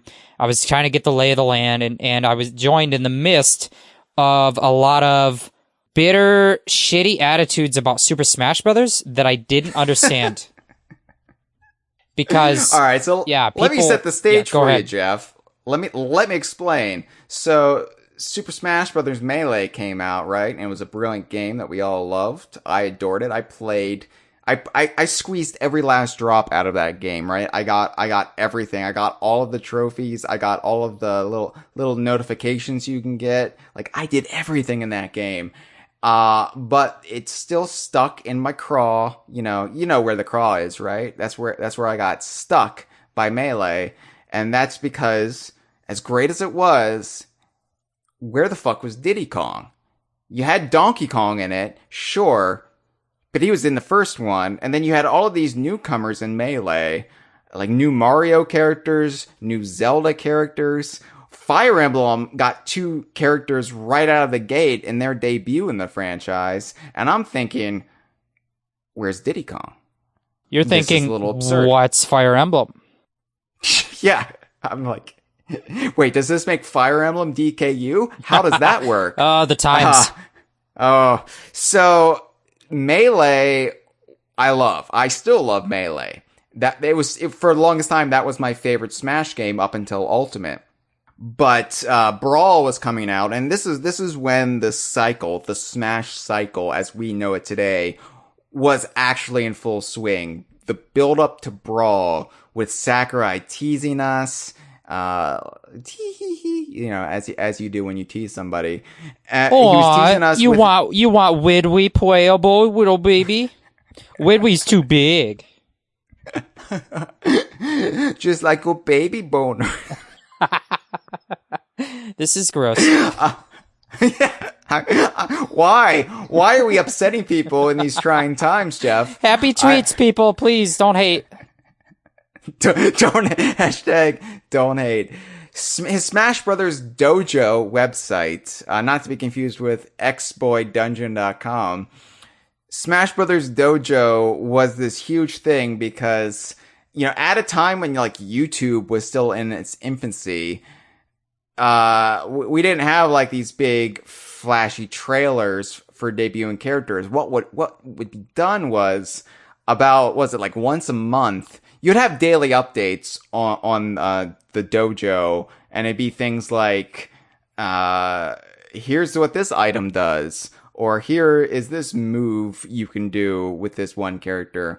But about once a month, and you could almost time it like clockwork, you would have a character reveal. And this would either be a returning character from Smash 64 or Melee, or a newcomer for Brawl, right? So, like I said, you could almost, we had it down to a science when we were expecting a character page, because it was kind of like updated like a blog a little bit. So what a dead art form.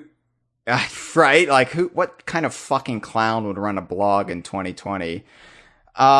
So anyway, probably a little baby who doesn't know better. I just discovered blogs because I'm a baby. I haven't made it up to podcasts yet.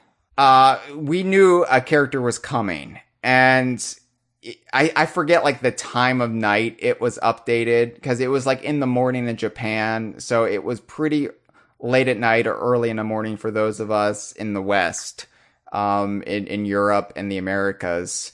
And we were all like waiting if Diddy Kong was going to be in the game. And there were a lot of heated debates. Oh, Jeff, the debates, they were heated over whether Diddy was going to get in the game or not. And I remember I love, the renowned poster at the time, Sean, but he was like in the camp that, no, Diddy's not going to be in the game. They're going to have one of the helper monkeys from Jungle Beat, because Nintendo views Diddy as irrelevant now.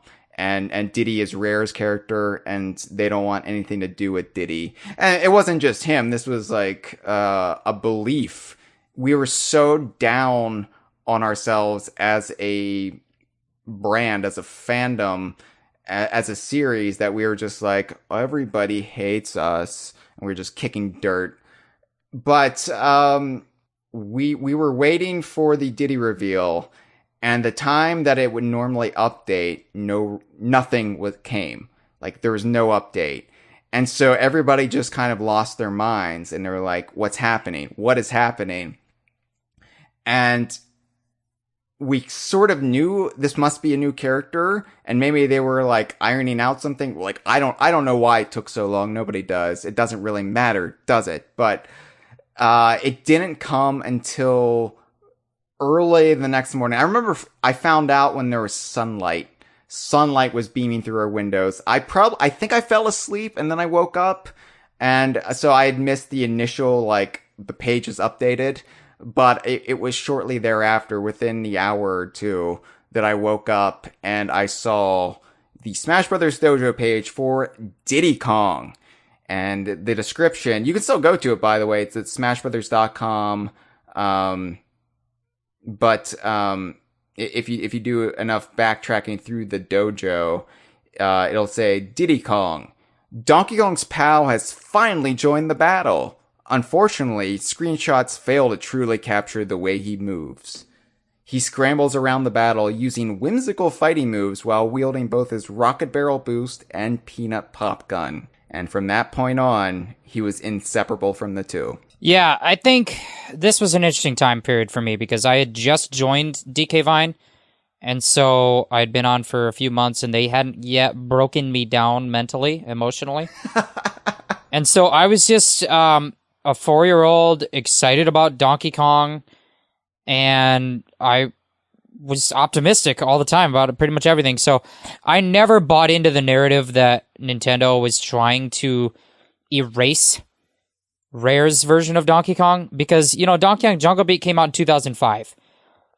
Diddy Kong had appeared in almost a dozen games between then and Brawl.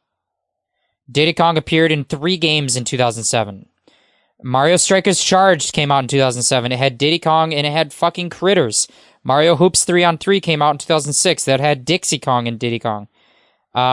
Yeah, so like, this narrative was wrong, and it was just the most inherently cynical narrative we could take. And it completely ignored Paion's games. Like, we had new Donkey Kong games during this time period that had almost the entire Rare cast Chunky fans are screaming at me right now because it didn't have Chunky. It wasn't a real game. But we had King of Swing, we had Jungle Climber, Barrel Blast was still to come, but like No, the Barrel point Blast is, came out in 2007. Okay, but not at the time of this announcement, right? Oh, sure. Okay. I don't remember Okay, the the announcement was August. That's right. You're right. But Barrel Blast wasn't out yet, but we knew about it. Maybe it was, I don't know, but yeah, we knew about it. So yeah, the point is, like, the only reason we were skeptical about any of this was Jungle Beat, the big, what was considered the main Donkey Kong release for the GameCube era, only had Donkey Kong in it, and it was all fueled by that atrociously translated interview that, come to find out, wasn't even translated correctly. Like, the source of all of our angst was a fucking lie. But we didn't know that at the time, alright? So, we were reacting like bitter teenagers and mid-20-somethings, up to mid-20-somethings, who were just depressed all the time and mad at life in general. Right. So we can talk all day about the real context and the real retroactive truth about why we were wrong to be cynical. Although I never was cynical about it. I knew that Diddy Kong was coming. In fact, I was so sure Diddy Kong was coming that I was heavily expecting King K. Rool would also be playable in Brawl because Kirby jumped from 1 character up to 3 by getting Meta Knight and King Dedede.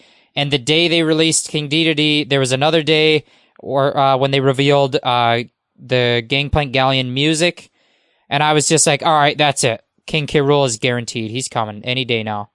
King K. Rool is coming. If King Dedede is coming, then King K. Rool is coming. Anyway, so I was all optimism during this period. But all that aside, the point of this entry is to say we, as a community, were very cynical, and this announcement was the release or the reprieve or the kind of victory. Like, we thought everything was going to go bad, and here's this shared moment of catharsis of like, wait, we've all been stupid except Jeff, who's brand new and we don't know him.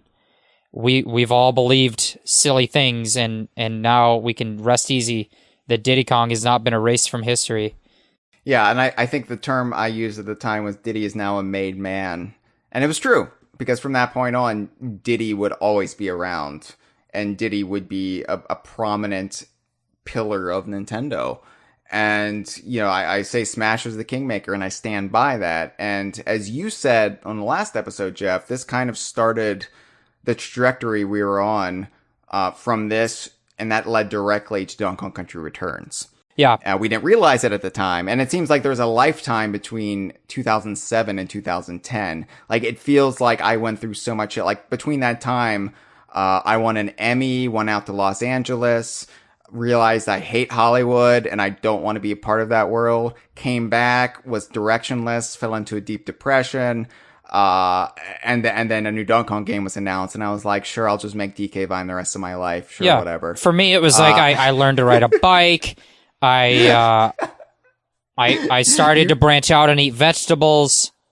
You learned how to exit the vaginal canal. That was a very important step. It took a minute, yeah. That was a trial and error type of period. But yeah, I think that, and with everything else that came along with Diddy in Brawl, you had the Subspace Emissary story where Diddy and DK are depicted in there as these buddies that are just out to save their bananas, and Diddy, like, Donkey Kong sacrifices himself to kind of save Diddy. And it's just like, they're just heroic good guys and like just trying to live their life in calm peacefulness. I think that as much as I love retros games, and there's been a lot of great depictions of Donkey Kong since Brawl, I think Donkey Kong and Diddy Kong in the Subspace Emissary story is my favorite non-rare depiction of the Donkey Kong brand. I sort of agree with you. I don't know if I go all in. Like, I'm not pushing in all my poker chips. But I would say that, it's definitely up there for me. And I like it not only because it gets their personalities exactly right, but it depicts them as partners. Diddy is not lesser than Donkey Kong. He is his equal, he's earned his place beside Donkey Kong. Right. And that's something that the retro games absolutely get wrong. And it was an entire mode where Donkey Kong is never once depicted as an idiot or as a bastard. Or he's never a jackass. He's never dopey. He's never mean. He is entirely just a stand-up guy trying to hold on to his own bananas and hang out with his best friend. And when pushed into it, he's heroic as hell. And it just, like, there's nothing non-admirable. There's no non-admirable quality of Donkey Kong depicted in that mode. And it's great. It's just like, it's one of my favorite depictions of Donkey and Diddy. Just a couple of guys, man, just hanging out, trying to have bananas, and the world don't want them to have them. Jeff, I have to ask you a question. Have you ever been a stand-up guy holding onto your own banana? Because I tried it once. I only stand up if I've done it like 3 or 4 times in a day, and I start to need to kind of stretch. And so then I'll stand up and walk around and do it. And then there's like, I have a stand-up mirror, so that kind of makes it fun. I'll look in there, and I'll just kind of cry. Absolutely. I just cry. I'm angry. But I got the, and then I sit back down again, and I do it sitting down for some more, and that's all fine. These are good tips, by the way, if you're bored at home, everyone. Right. I only do this now because of the pandemic. This hasn't been my everyday life forever or anything like that. Well, let's not talk about the pandemic. Let's talk about the pandemic, because I'm going to do a drum roll. Coming up with number 3. Number 3.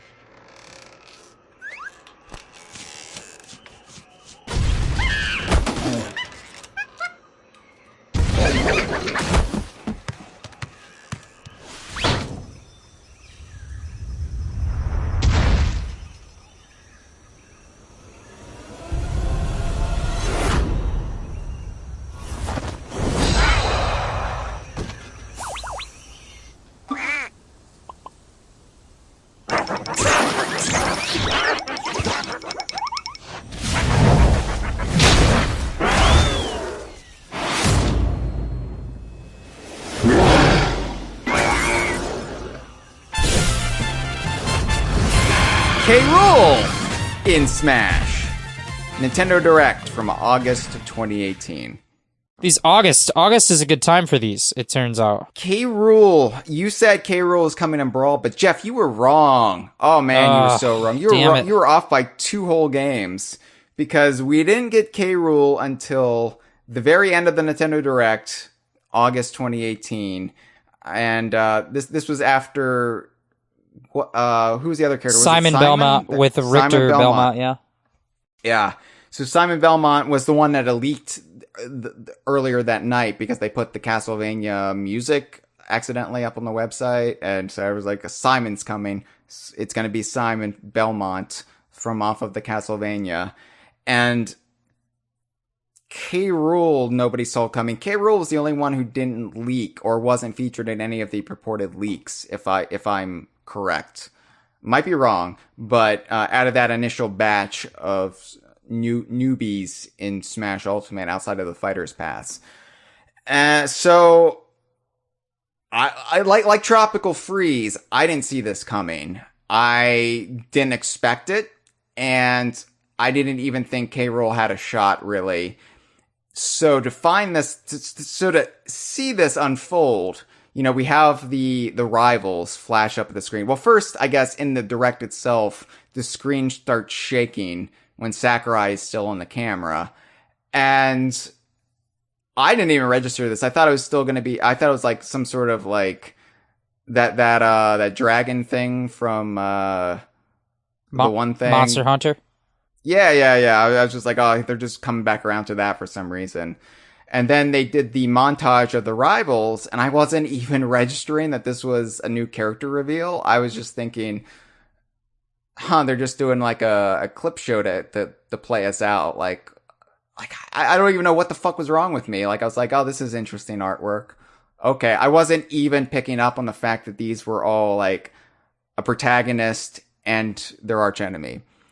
So I told you, like with the Tropical Freeze discussion, that when I see something new, like a new trailer, I'm not good at picking up on the details. Like, I'm a terrible detective. I'm just completely a blank slate, and I'm just perceiving it. I'm just perceiving the images, but I'm not registering what they are, right?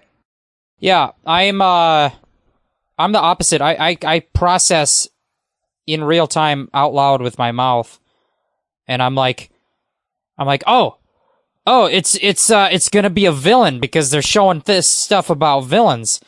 Oh my god, it's gonna be a Donkey Kong villain. Oh my god, it's gonna be King K. Rool. Oh my god, it's fucking King DDD. You fucking asshole. Are you kidding me? Are you trying to do this right now? Because Sakurai, you're such a troll. You know what I wanted and you're gonna just take it away. You asshole. Wait, actually, it's real. It's real. Life is good. That was me. Yeah, it really makes watching a movie with Jeff the most agonizing experience. Yeah. I'm like, are you fucking kidding me? She's running through the jungle in high heels, and the T-Rex just follows flares. When did that get established? If you want to see this in action, though, go back and watch our reaction video to Banjo-Kazooie in Smash, because Jeff does say out loud, he's like, "Rivals! It's a new rival." It's another villain. Quiet, shush. I'm the one screaming, and then I'm like, all right, quiet, let's smash. Yeah, no, this was great. So, man, K. Rool in Smash was such a personal thing for me because, like I said, I thought he was going to be in Brawl, and I wanted him more than any. After Diddy Kong got into Brawl, I wanted King K. Rool in Smash more than anything else in any video game, really, for 10 years. It's a 10-year wait from Brawl until this trailer. And I that was like one of the defining parts of me as a fan of Smash was that I wanted King K. Rool to be in Smash. Now, he was one of several characters, and among them was Ridley. I wanted Ridley. I thought that after Brawl, Ridley and King K. Rool were the next obvious stepping stones of Nintendo icons. You've got like two very major franchises, Donkey Kong and Metroid, that neither one of them has their villain. And if you don't have your iconic villain in Smash, then you're really not complete, right? Well, They didn't happen in Brawl, and then they didn't happen in Smash for Wii U or Smash for 3DS. And I was thinking, like, okay, this is stupid. And Sakurai obviously doesn't think that Ridley fits into Smash Brothers because he's too big, or he fits better as a boss. And Sakurai maybe doesn't know that King K. Rool exists. Or he thinks he's just the brother of Captain K. Rool or something silly. And so, yeah, I'm just thinking like, well, hope is lost. But then E3 of that year, E3 of 2018, is when we got Ridley. And then all of a sudden, other things felt possible. I didn't necessarily expect K. Rool to yet happen. But it was like, well, I wanted Ridley all these years, and that has finally happened. It's made me so happy. And at this point, it's like, well, and I wanted Simon Belmont. I didn't want Simon Belmont for as long, because after Brawl, they added in third-party characters with Sonic and Solid Snake. The next obvious one was Mega Man, and we got that. But it was after Mega Man that I was like, all right, Simon Belmont, you got to have Simon Belmont. And that didn't happen until this Direct. And so now I've got Ridley, I've got Simon Belmont, all my dreams are coming true, and all of a sudden, fucking King K. Rool out of nowhere, having not appeared in a video game in 10 years. The last game he was in was Mario Super Sluggers on the Wii. Yeah, and you know, I feel like this is relatively recent history. You can go back and listen to the conversation I did after the Direct with Josh Wallen from Off of the Geek Critique. Because that was like a almost 4-hour just endurance round of a euphoria that we recorded that night. But the thing that K. Rool was and symbolized was, did he establish like okay, the number 2 character from our franchise is important enough to be in Smash. It was good. K. Rool was in many ways a bigger deal because there had been such a long drought without him. And all of these snarky, somewhat negative comments about the Kremlins from various people working on Donkey Kong games that weren't mistranslated. Like, it was like, do we need crocodiles? Ha ha ha. You know, and it was just K. Rool was a non-entity for 10 years. And we tried so hard, though the community tried so hard to get him in with the Smash ballot. And we felt like they didn't listen to us. Because it was Bayonetta, right? Bayonetta. And I was just like, well, that was our last shot. But they were listening to us. And they did put him in eventually. And it was a big fucking deal. The ramifications of which we still haven't fully felt. Go back and listen to the last episode again. Plug. But yeah, I mean, this is something that I feel like Diddy was a big deal, but K. Rool said our primary villain, who we've tried to replace as the primary villain of Donkey Kong time and again and have failed, that's important enough to be in Smash. He is an important enough character. And it made the Donkey Kong series feel well represented at long last in Smash Brothers. It made it feel like, okay, we got the big boxes checked off. Like, yeah, I still want Dixie Kong. Yeah, Cranky Kong would be cool. Yeah, give me a Funky Kong Echo character. But at the end of the day, we've got the main character, we've got the secondary protagonist, and we've got the main villain. Yeah, I think that what was great about this is, so going into Brawl, there was an anxiety in the community that Nintendo would try to write over top of Rare's contributions to Donkey Kong and create something new, like Jungle Beat, and just erase it. Erase everything. There was that anxiety. And Diddy Kong and Brawl represented this fact that, no, there are aspects of Rare's tenure with Donkey Kong that are irreplaceable, that are too impactful to forget. And that's like Diddy Kong, okay? But then there's anxiety preceding this Smash reveal. Now, keep in mind that Donkey Kong Country Returns came out 8 years before King K. Rool was revealed in Smash. And then Tropical Freeze was 4 years after that. So there was an anxiety that, okay, Nintendo is willing to recognize that Donkey Kong Country as a brand name and as a concept can't be erased, but they are reticent as to what aspects of that brand do they revive. And it's this idea of, well, maybe there is a bare minimum of Rare's contribution that is important, and the rest of it can be erased. Like Kremlings.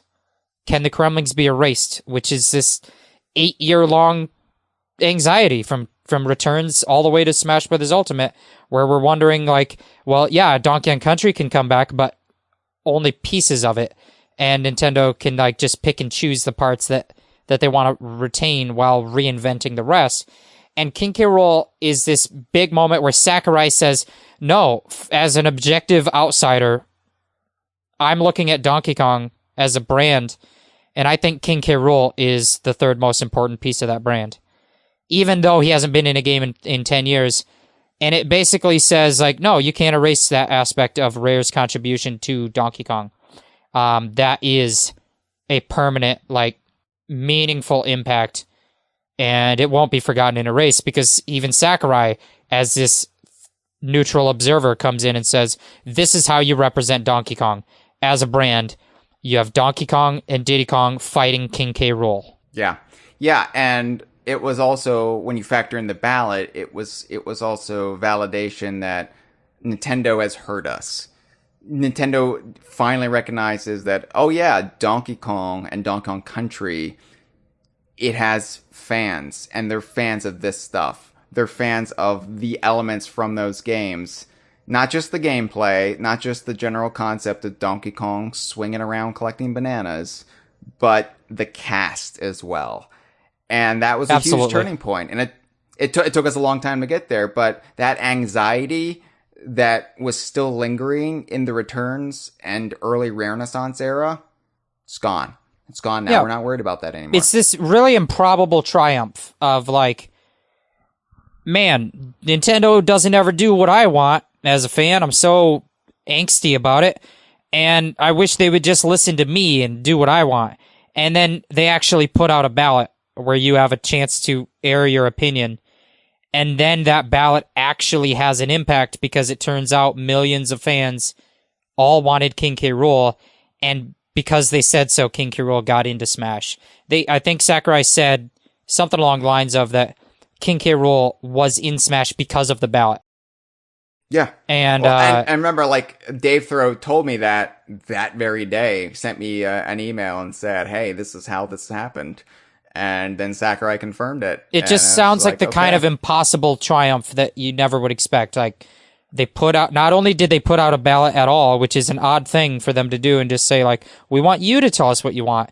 And then it actually had an impact. Like, how improbable is that? But it all, it's like a movie. It happens. Well, and the thing is that the cheek of it all is that the ballot, they said it was for the Wii U game, and we kind of pushed against the narrative they thought was going to happen, and so they made it up to us with Ultimate, and they weren't expecting K. Rool to do so well.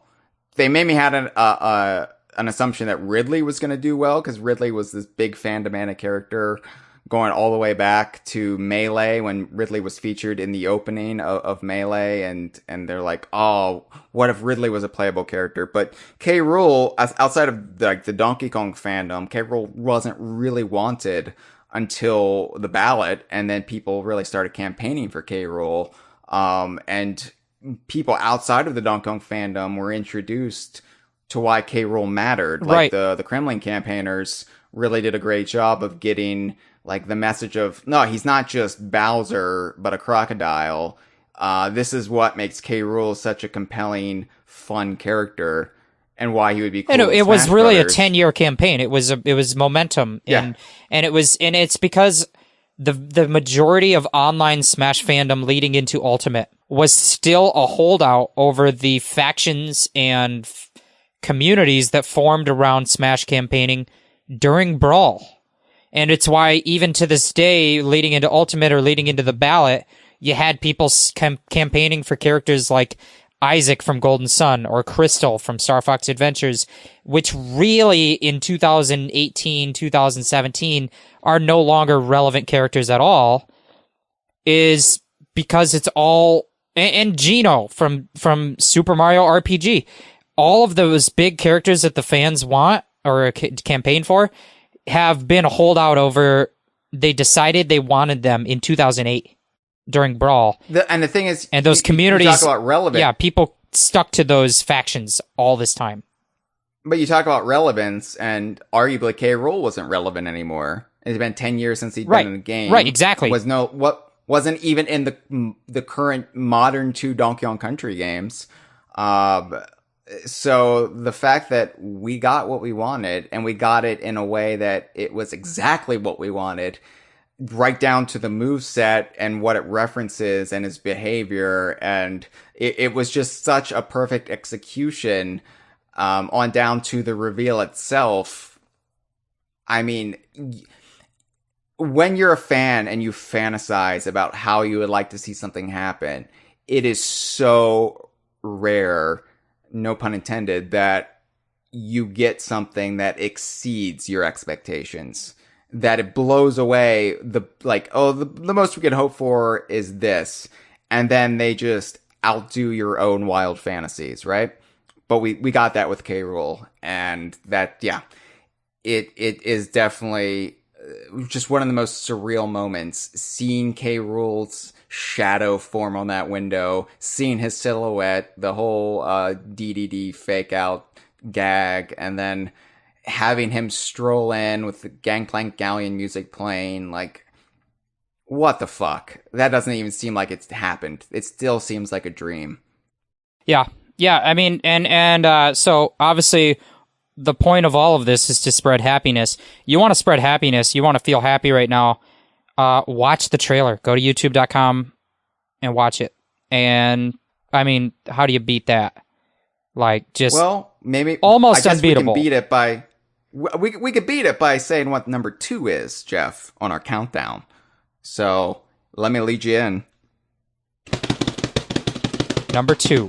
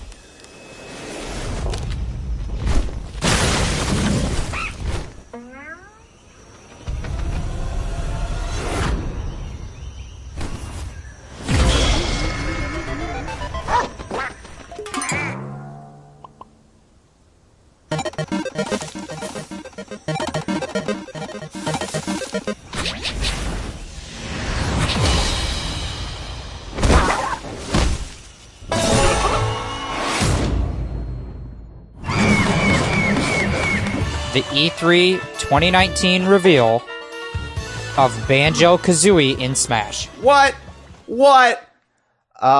You were thinking I was going to say Breath of the Wild 2, weren't you? That was every Donkey Kong fan's dream come true there. So I should say, right before we launch into this discussion, that we had debates and disagreements as a DK Vine staff about these 3 Smash reveals, right? What order they would be in. I know Cameron felt like Diddy should be in front of the other 2. And I know many of you would say that was K. Rool who deserved to be in the front. We went with Banjo and Kazooie, which is the most recent one, so there might be some, relativity bias going on there, but I stand by this, and I'll go into my reasons, Jeff, I guess. So Banjo-Kazooie in Smash is something that we wanted since Melee. Honestly, since Smash N64, because, Smash for the Nintendo 64 came out several months after Banjo-Kazooie came out, and it was like the biggest icons of Nintendo at that time. And Banjo-Kazooie felt like they definitely deserved to be there, at least as secret characters, right? Like, especially over, like, Captain Falcon. No offense to Daly, she'll shiv me for that. But I think that, like, it felt sort of weird that they weren't there, other than the fact that they were created by Rare, and all the characters in Smash for the Nintendo 64 were developed over in Japan. Whatever. Melee came around, and it was just like, wow, the absence of both Diddy and Banjo-Kazooie felt like, okay, maybe they really aren't using Rare characters for a reason. And then when Brawl came out, we had third-party characters like Sonic and Solid Snake, but we still had the possibility, we still hung on to the idea that maybe something could be worked out, even if Nintendo and Microsoft weren't exactly on the best of terms back then. But, I think finally getting Banjo and Kazooie in Super Smash Bros., like, in 2019, almost 20 years after they stopped being Nintendo IPs, it was a pretty remarkable feat. And to have it happen in the same game that K. Rool was added, a game where we could play as Diddy Kong and Donkey Kong, Fox McCloud if you want to bring in Star Fox Adventures into the equation. But it was a dream come true. And not only that, but the trailer that introduced them being a direct sequel to the K. Rool trailer, and having Nintendo acknowledge the Donkey Kong universe, the shared universe that by all means they would have no reason to tip their hat to if they were wearing a hat, because why would they? They don't even own like 2/3 of it, but they did it. They did it, Jeff. This was validation and a half for us as a community. This was an unbelievable moment, and I think K. Rool surprised me more. I don't think anything can touch just the sheer unexpected jostle that K. Rool's trailer was, but I think this meant more for me. Yeah, I think that as much as it is counter to logic, Banjo felt somewhat more expected than K. Rool, only because there had been talk. Phil Spencer had kind of maybe tweeted like, "Hey, we'd love to have Banjo-Kazooie in Smash," and the idea of like Microsoft suddenly was positioning themselves as like Xbox is more of a brand name than a specific console. You can have Xbox games on the Switch, like Minecraft, Cuphead, Ori and the Blind Forest. So there was this ongoing snowballing hope for Banjo. Even though Nintendo didn't own Banjo and it was an entirely competing, different brand name, Xbox that owned them. Whereas King K. Rool is an entirely owned Nintendo property that they could have referenced anytime they ever wanted to, but it still felt less likely. It still felt more surprising when King K. Rool showed up because they had established a pattern of not referencing K. Rool in Nintendo products and not making that, But I think on the other hand, what's great about Banjo and Smash is you get the crossover appeal of like, you get Rare working with Nintendo, which is just every fan's dream. You get Banjo interacting with Diddy Kong again, which is every Rare fan's dream. But at the same time, even if you're not a fan of Nintendo and Donkey Kong, if you're just a fan of Banjo-Kazooie, devoid of the Nintendo connection, this is a celebration of Banjo-Kazooie in a game in 2019 in a way that fans of Banjo are very rabid for right now. Yeah, absolutely. And the fact that I think the design, I've heard some critiques of their design in Smash, but I think it's what most people were hoping for. You can say, oh, this aspect is a bit too much. They should have dialed that back. But compared to the very divisive nuts and bolts design, it's perfect. It's exactly what we would want. And yeah, it heavily references the N64 games, and I do wish they would have brought in more nuts and bolts elements and Grunny's Revenge and the lesser appreciated titles in the series, if not just to stick it in the eye of everybody who didn't want those references. But that's just spite. That's mostly just that's less like I want that in there, and it's more just like, that would really like ruin the fun of everybody who'd be miserable about it. So I shouldn't be so mean-spirited, Jeff. Happy tweets. This was only happy tweets. Happy tweets. You said Rare working with Nintendo, and we got that, but we also got Grant Kirkhope working with Nintendo again, because he had just done Mario plus Rabbids Kingdom Battle with which Ubisoft, we're still going to talk about. Keep in mind. Oh, is that going to be number one? We have a number one coming up. Yeah, it's pretty remarkable that you had all of these arms of the Donkey Kong universe. You had current modern day Rare, modern day Grant Kirkhope, Sakurai, and Sakurai and his team all coming together to give us this, Spiral Mountain, all of these characters running around Spiral Mountain, the new music, the covers. And I mean, it's a trailer where Donkey, Diddy, and Banjo team up to knock King K. Rool off a mountain in a remake of the ending of the first game where Grunty gets knocked off and falls onto a rock. But it's them teaming up with Donkey and Diddy to do it to K. Rool. Like, how do you top that? That's some fan fiction, Yeah, exactly. That's ridiculous. That's the kind of shit DK Vine would have, daydreamed about back in the year 2000.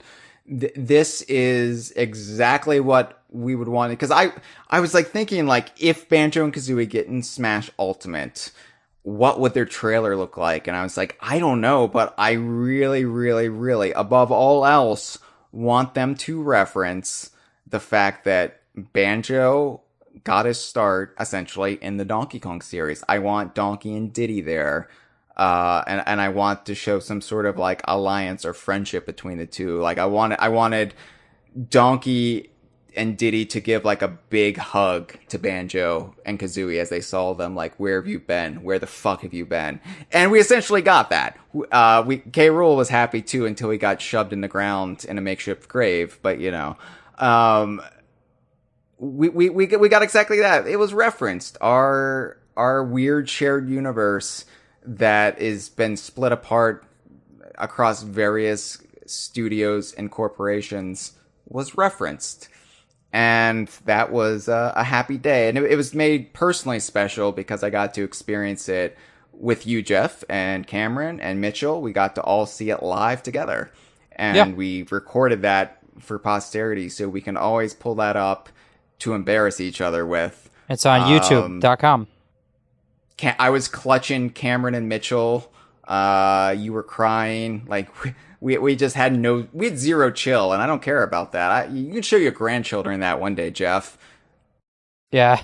They're gonna have like their daily ration of 6 peas because like the world is a post-apocalyptic mess, and then I'll show them that video of me Jeff, crying over a video game. Thoughts. Oh, sorry. Happy thoughts.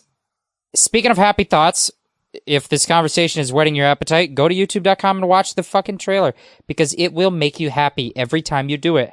And I do it sometimes when I'm sad. I'll just like, if I'm just like kind of stressed out, you know, not like sad, not like in a dramatic way, but if I'm stressed out or I need to relax or I need something to cheer me up because the stuff is tough, watch a trailer of King K. Rool and Smash. Watch a trailer of Banjo-Kazooie and Smash.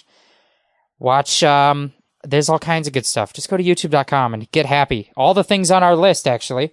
And then tweet at us about it with your happy tweets. The trailer is called Best Friends, by the way. And does that refer to Banjo-Kazooie, or does that refer to Banjo-Kazooie and Donkey Kong and Diddy Kong all together? Doesn't that just make you happy? Yeah. I can't wait till the Conker one in the second Fighter's Pass, where Conker shows up and he just pisses on everybody. Yeah, it's just squirrel that pees. Can't wait for that. Yeah. It's like through that broken window, like you got Donkey Kong, Diddy Kong, K. Rool, and Banjo-Kazooie, and they all have their mouths open. It's the opening yawn. Donkey Kong opens his mouth to yawn and then just starts getting drizzled into his mouth and face, and he looks up, and then his eyes bug out because Conker's standing in the window pissing on him. Yeah, no, it's the piss going into Donkey Kong's mouth, and then Diddy and K. Rool, they wake up and they get pissed on, and they like walk through the stream of piss to the window, and they're still getting pissed on, and they try to like rub the piss out of their eyes, and they're looking out, and then there's this pissing silhouette, and then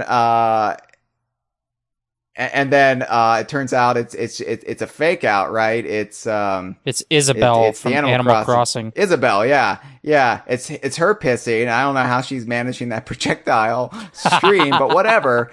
And then Conker pisses out of the bushes and wipes her away with his piss stream, and then everybody's cheering, and then Conker turns and pisses into their mouth. Good job. Yeah, that'll be the new number. That'll be the number one moment when that happens for sure. But before we get to our current number one moment, we need to go through some honorable mentions, and then we're going to open up the call sack, and we're going to hear what some people thought were their number one moments. They thought they were wrong. We've changed their minds. But what they thought were their number one moments was the time they called in. And I think that we can go through these honorable mentions relatively quickly compared to how much time we've spent on each of the 10. Because look, we were all about bringing happiness. These honorable mentions, they didn't quite make the cut, so they're not going to bring as much happiness. So we can blow through these. If we go through them quickly, they'll add up in total to as much happiness. Yeah, right. So, we put these in chronological order. So, first honorable mention was the announcement of Donkey Kong Country 3 and Donkey Kong Land 2 from E3 1996. And this was a pre-internet time. Like, people were on dial-up, but it wasn't widespread. So a lot of us found out about this through magazines. But this was kind of an oasis because we had been through the longest stretch of no new Donkey Kong games or announcements for Donkey Kong games in the history of Donkey Kong Country fandom up until that point. It had been more than 5 months since Donkey Kong Country 2 was released, Jeff. 5 months. And we were getting the shakes. We were like, is there ever going to be a new Donkey Kong game announced? And then we got 2 announced at the exact same time. How great was that? And that was a pretty happy day. Another happy day. We never had to go through. Oh, go ahead. We had never had to go through a drought like that again, because after that, the droughts were much, much bigger. Yeah. It was like the coronavirus. It just whet our appetite for it was like the trial period of an emergency. And now all the emergencies from now on are going to be much worse. Yeah. So Jesus, Jeff. Happy Thoughts coming up with an honorable mention. Happy thought for you. No mean tweets. E3 no mean tweets. 2004, in which we had a plethora of DKU content, Donkey Konga, and Donkey Kong Jungle Beat, the 1-2 punch of DK Bongo peripheral games. Hold on. I can do a 1-2 punch on the bongos. Nice. On top of that, we got DK King of Swing for the Game Boy Advance, Conquer Live and Reloaded trailer reveal for the Xbox with that Terminator 2 parody in that reveal trailer, and with the Linda Hamilton sound alike, yeah, and Hyle, there's more, and Donkey Kong Country 2 for the Game Boy Advance. Yeah, so this E3 2004 was kind of like the buyout era version of E3 2001 in that we got a whole bunch of Donkey Kong games and DKU games announced across different genres. It's just that it was the buyout era and it was a confusing, disorienting time. And so it's like, we already knew about Donkey Konga. It was just there at E3. It had already been announced. Jungle Beat was the big announcement, and we were all kind of confused and scared by it. Cause it was like it's a 2D platformer, but it's with the bongos, and also, this was the early build of Jungle Beat, so it wasn't very detailed. It looked like Donkey Kong was running around in an ant farm with like zero definition. And then there was like weird screenshots of his head getting chewed on by rats. And his head was sweating, like in fear, and we were like, what the fuck is this game? Where are the Kremlins? Where is Diddy Kong? Like, I remember researching, analyzing screenshots like the Zapruder film. It's an analogy I always go to, because, I don't know, I just love JFK getting shot in the head. And I was like looking for anything familiar or comforting, and I couldn't find anything, Jeff. But King of Swing was kind of the coconut crackers of the group, in that it was initially dismissed, but the more we looked into it, it was like, wait a second, this has got all these returning characters in it. It's looks fun and different, and this might be our salvation here. And then we had Donkey Kong Country 2 for the Game Boy Advance, which was a big deal, developed by Rare, their handheld team. And so it's like, well, at least we get Donkey Kong Country 2 again. But I mean, the Conquer Live and Reloaded, it was what DK Vine was all about for a while there. Cause it was just like, this is going to be the game that makes Conquer a household name. It's going to make Conquer the mascot of the Xbox. All the dude bros are going to be won over. Now, well, whatever, but it was still a happy moment. All right. Well, what's the next happy moment, Hyle? Oh, it's up to me, right? All right. We're alternating Next here. happy moment was the announcement, the reveal on IGN of the voxel version of Banjo-Pilot. So this is a questionable moment, because I brought it up as like a contender for our top 10 list, and I think it was met by confusion among you babies on the staff. You little babies. Well, baby, I don't remember voxel. So this was the 3D the 3D polygonal version of Banjo-Pilot, where it like they were going through canyons and mountains, and it wasn't just like the bland 2D Super Mario Kart style racer that was arbitrarily in the air that Banjo-Pilot eventually was. This was kind of what if we can really push the Game Boy Advance hardware to its absolute limit? And it turns out they did, because the game didn't work. But they've released the screenshots to IGN anyway, and they're like, this is what Banjo Pilot looks like now. And on that day, Jeff, DK Vine got, at the time, its highest amount of site traffic in history, because everybody was coming to our yard to talk about Banjo Pilot, the voxel version, because it was so fucking impressive that on the Game Boy, this was pre-DS, this was pre-Nintendo DS, Jeff. So this was on the Game Boy, and it looked like the fucking sweetest ass pornography you've ever seen. We all masturbated to it aplenty that day. And it was just like, oh man, Rare, they can still push the hardware, they can still innovate, they can still wow us. Like, on a technical level, this was pretty much on the same tier as like what Donkey Kong Country was for the Super Nintendo, okay? Yeah. And the hardware was incapable of running it. The game kept crashing. They had to scrap it and just go back to the earlier build of Banjo Pilot, and nobody was satisfied. But man, that was a happy moment. Happy moment. Speaking of happy moments, Hyle, here's another one coming at you.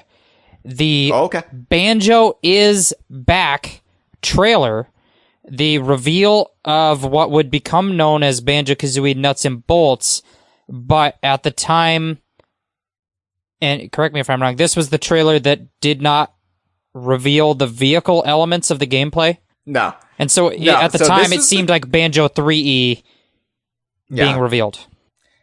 They sold this, and it was already the nuts and bolts designs, right? So there was some debate then, like, ooh, why do they look like that? But in motion, like when animated, they actually looked pretty good. And it was them like trying to get through this hand-drawn door on like a sketch pad, or like it was kind of like blueprints actually. So maybe that should have been our first allusion towards nuts and bolts that we didn't recognize. But they were trying to get through this door, and it was like keep out. And it was kind of like the Conqueror's Bad Fur Day webpage back in the day. It was like, it's not ready yet. But they were trying to get through. They finally got through, like they generated a chainsaw. They got through, and there was Spiral Mountain rendered as it would appear on the Xbox 360, looking absolutely gorgeous. You had all these like collectibles in the background, and then they ran off into the distance, and it said, Banjo is back. And so, yeah, obviously, this was a bit misleading from what we actually got. And this is one reason why Nuts and Bolts was such a divisive, bitter fight among the community when it was actually revealed to be Nuts and Bolts. But man, this Banjo is Back trailer, it really did excite people. And it really did give us hope. This was after Live and Reloaded didn't really move the needle in sales. This was after, like, Rare had seen, I don't want to refer to them as failures, because they released so many good games on the Xbox and the Xbox 360 that just didn't excite the built-in Xbox fandom at the time, and not enough Nintendo fans were making the crossover to the Xbox for Rare, aside from the hardcore ones on DK Vine and in the broader Rare fan community. So we were kind of like demoralized about Rare and where they stood and their chances in the future. So to have this, it was like, oh my God, this is what we need. This is exactly what we need. 3D Banjo platformer on the Xbox 360. Here we go. It looks gorgeous. There's Spiral Mountain. This is gonna be terrific. And I like Nuts and Bolts, Jeff. I don't want to like belittle Nuts and Bolts, but we've made our peace with it. But yeah, this was a misleading trailer. It's a great game. It's a great game. All of the publicity going up to what we referred to at the time as B-Day, the actual vehicle reveal of what Nuts and Bolts was. Everything leading up to that was actually misleading, and I don't think it was malicious in intent. But yeah, it was bad in retrospect to handle the marketing that way. But if you take that moment in time before we knew what it would become, the Banjo is Back trailer has got to be one of the happiest moments in time for the fandom. I think the reason it doesn't make the top 10 list is because it's not very happy to relive that memory, knowing what it would become, and that it wasn't really what we had hoped for or wanted out of it. Yeah. And it was kind of an isolated moment in time because we didn't know anything else about the game, and it wasn't much we could speculate on because it was just like, you're going to be able to run around Spiral Mountain and there's familiar collectibles. So that was cool, but that was all we got. And had we read more into the blueprints, maybe somebody on the DK Vine forum though made an offhand joke that the game was going to be called Banjo-Kazooie Nuts and Bolts, like before the Banjo is Back trailer, I think. And to this day, we still don't know if that was a time traveler or what. Yeah. But some psychic weirdo. Yeah. So the next moment on our honorable mentions list is E3. Yeah. Is it my turn to go? I'm sorry. This is my it's turn. Sorry. You go. Prick. You do it. I'm sorry. Little baby boner. I'm sorry. This was Aw. E3 2008's Microsoft press conference. And Jeff, this was your suggestion. I wanted to read it just now. I fought for it. I'm just like, this was really Jeff's baby. This is a little baby. My little baby. But I was a little uncertain about this inclusion, but I decided, I was like, if this is what excited some of the fan base, who am I to argue? This was at the time where I was like, getting ready to move out to Los Angeles, so I was kind of distracted at this moment in time. Yeah, so Jeff, explain to me why the Microsoft press conference E3 2008 was during this sort of transitional period of what would the Xbox 360 become in the latter half of its lifespan as a console. The Xbox 360 launched in 2005, so it was already several years old, and they originally were, as the original Xbox, emblematic of the dude bro hardcore gaming type of company with, those kinds of games, especially in that era, in the early HD era when games were very muddy brown shooters, post-apocalyptic, like very dry, ugly games. And in the later half of the 360, they became the Kinect company, where they're like, hey, we want to really cash in on the strategy that the Wii started with getting other types of people, moms and grandmas and babies, to play our game.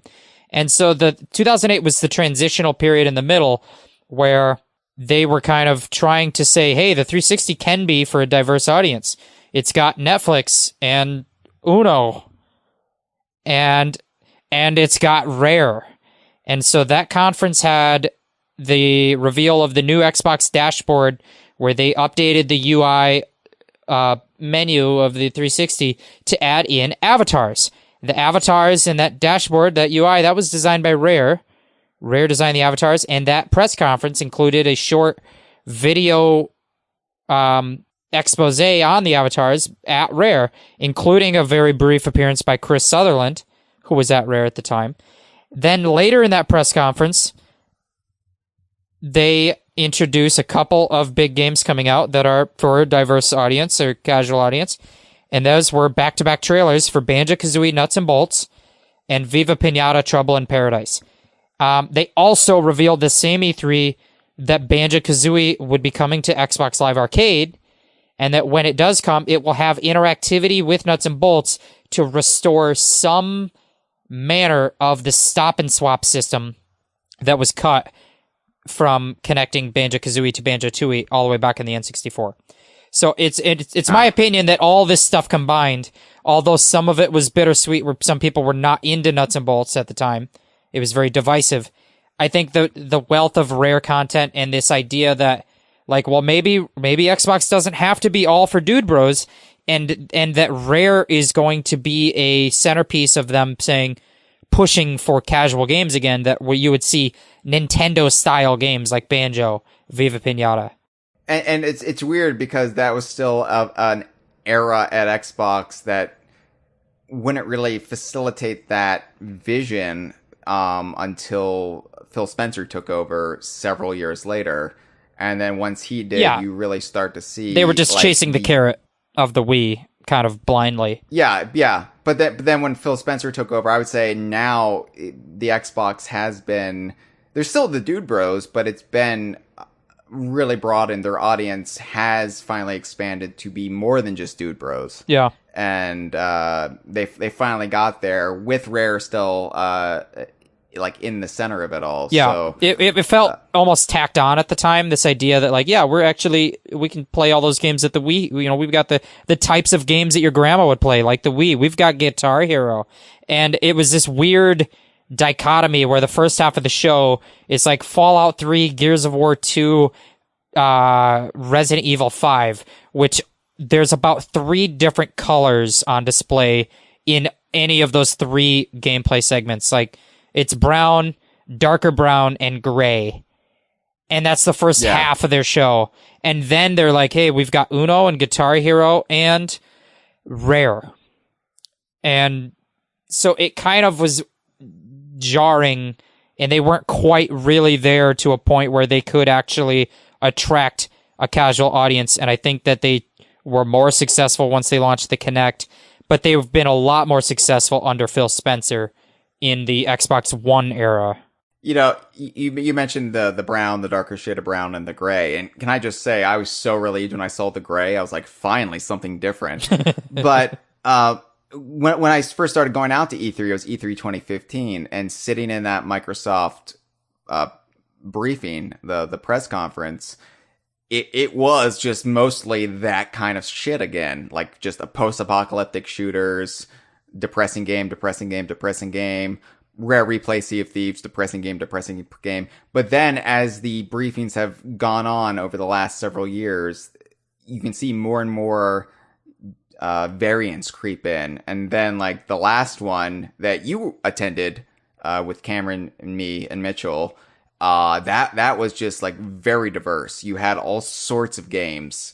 You still had the brown, darker shade of brown and gray depresso. What I think is that the really kind of depressing apocalyptic games in 2019 and in 2020, they've shown they can still be colorful. Yeah. And so even those games are evolving. Their art style is evolving to be more pleasant and more appealing, because you can make a game that's beautiful, that's set in the post-apocalypse and is about scavenging for life, and it still can be look beautiful. I think you're just confused. You're just looking out your window. Oh yeah.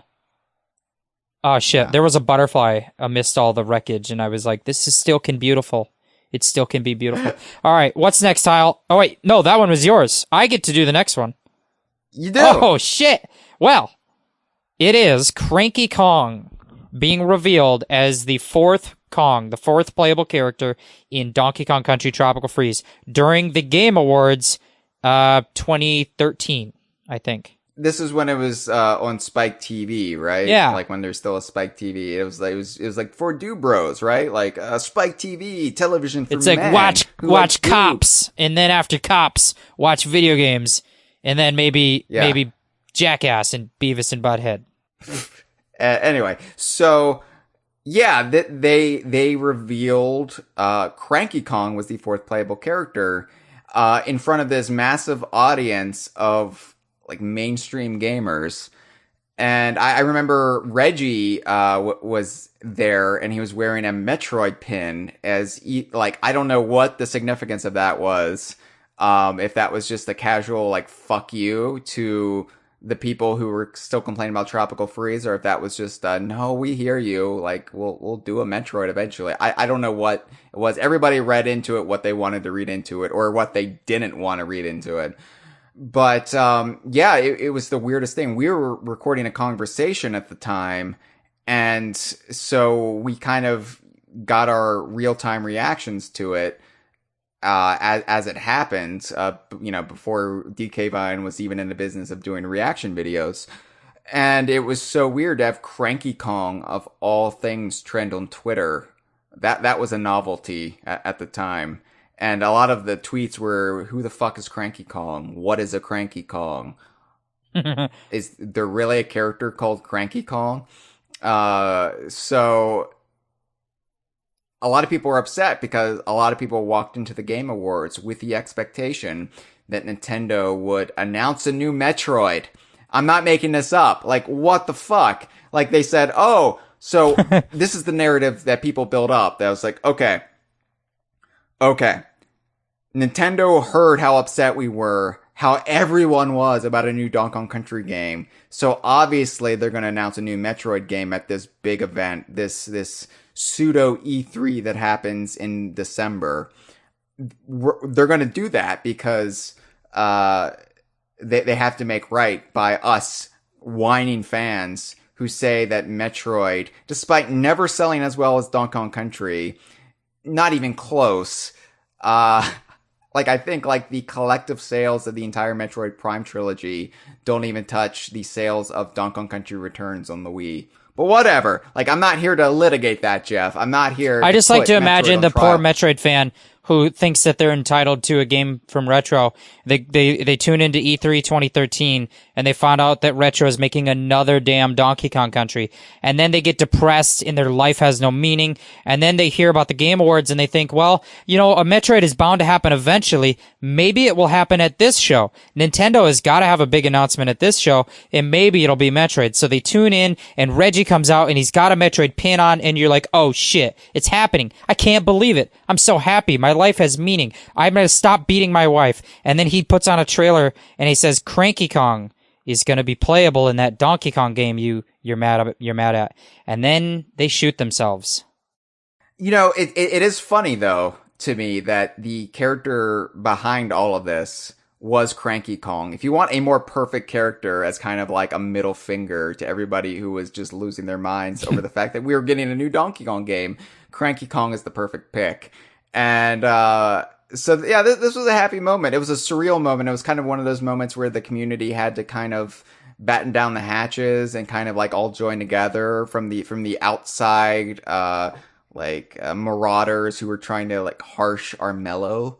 But we were sending out happy thoughts that day for sure. Yeah. What's next? All right. What's next is a little bit after that, about a year and some change later, the Play It Loud Virtual Console trailer for the Donkey Kong Country and Land trilogies coming to the Wii U and the 3DS. So, for a long time, Donkey Kong Country games and Donkey Kong Land games were not available on the Virtual Console. They were once on the Virtual Console, at least the country games, and then they were taken off. And there were all sorts of like debates about why this was. Something about like if Rare still owns some of the code or whatever. And I think there has to be some sort of like deal worked out with Rare or Microsoft or Xbox whenever they want to use Donkey Kong Country. Like Phil Spencer has said as much, but they've always been, you know, perfectly willing to do that.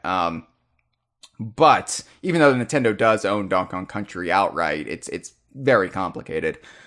But yeah, they all came back on the same day. It was announced, and it was announced on a YouTube video that was styled after the original commercial for Donkey Kong Country. And so it had the same like driving music, and you had the same font, the same text come up, but it was for all 6 games. And then it ended with Play It Loud, which was Nintendo of America's motto during the mid-90s, the era of Donkey Kong Country.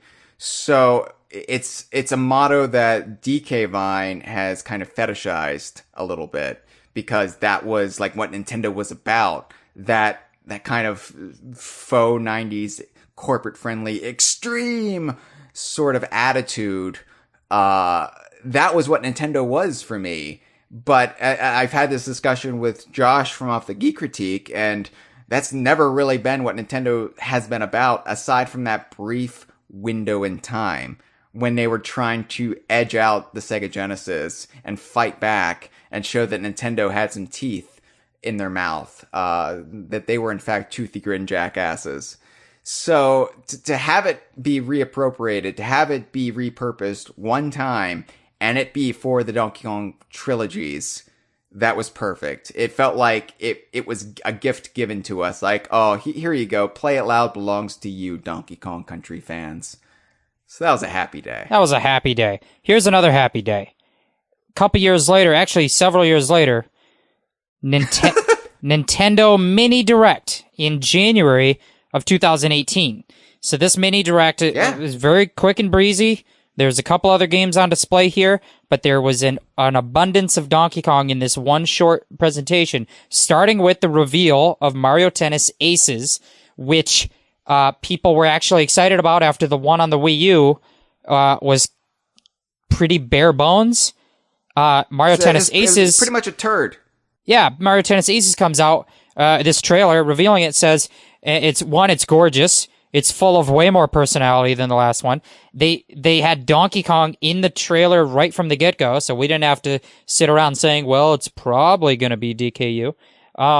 And it had a story mode that they were going to have, so that's cool. And then, going from that trailer, we can move on later in the Direct to a trailer where I think it was Iwata, says Mario plus Rabbids Kingdom Battle, which was that big game from the year before, is going to have an expansion, a downloadable content expansion starring a Nintendo character. And we go into the trailer, and it's obviously Donkey Kong. Jungles and bananas and temples and Donkey Kong. And I think that trailer had rabid Cranky Kong playing the DJ station like in Donkey Kong 64's opening intro. Obviously, we would learn later that the music was being done by Grant Kirkhope in his triumphant return to working with Nintendo for the first time since Rare was bought out with the buyout. Yeah, like he had already done the music for the initial core game, Kingdom Oh, Battle, right. then... Yeah, we knew about that. Never mind. So that we didn't learn that. We already knew that.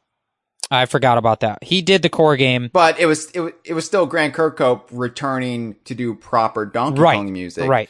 So within a space of half a decade, we got Dave Wise doing new Donkey Kong music. Yeah. We got Grant Kirkhope. I was conflating the announcement of Donkey Kong's expansion with the actual reveal of the base game itself.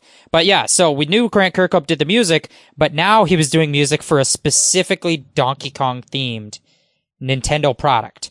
And that was great. And the trailer is great. You get to see all the environments. You have like that awesome like beach reef zone, and then the jungle zone and the temples and stuff. It was all very Donkey Kong Country Returns inspired, but you also had Cranky Kong as a rabbit.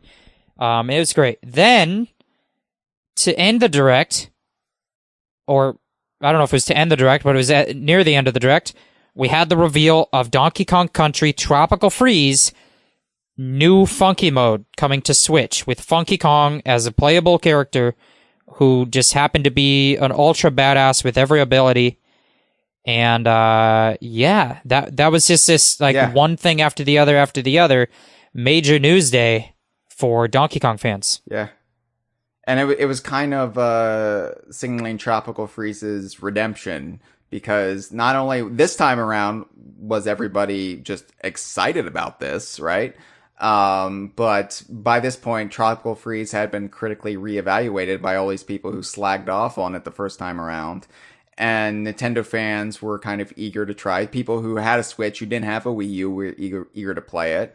And yeah, Funky essentially like plays the whole game with his dick. He's like that powerful. He just bounces around on his penis and saves the day. And people love that. And their memes were created with a new Funky mode cover. And Tropical Freeze is now beloved, almost excessively beloved, to the point where we're like, okay, it's not that good, people, calm down.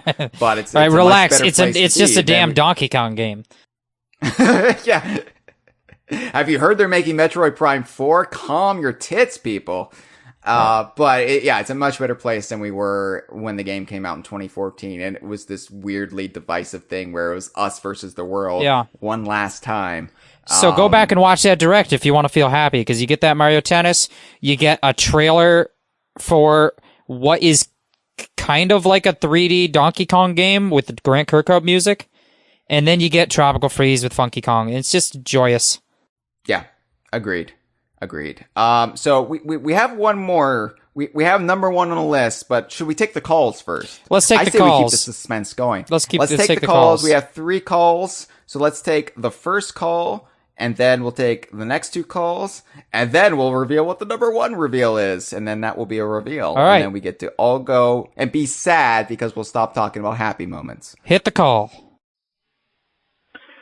Hey guys, this is Rick, the 6th caller of the Kongversation podcast.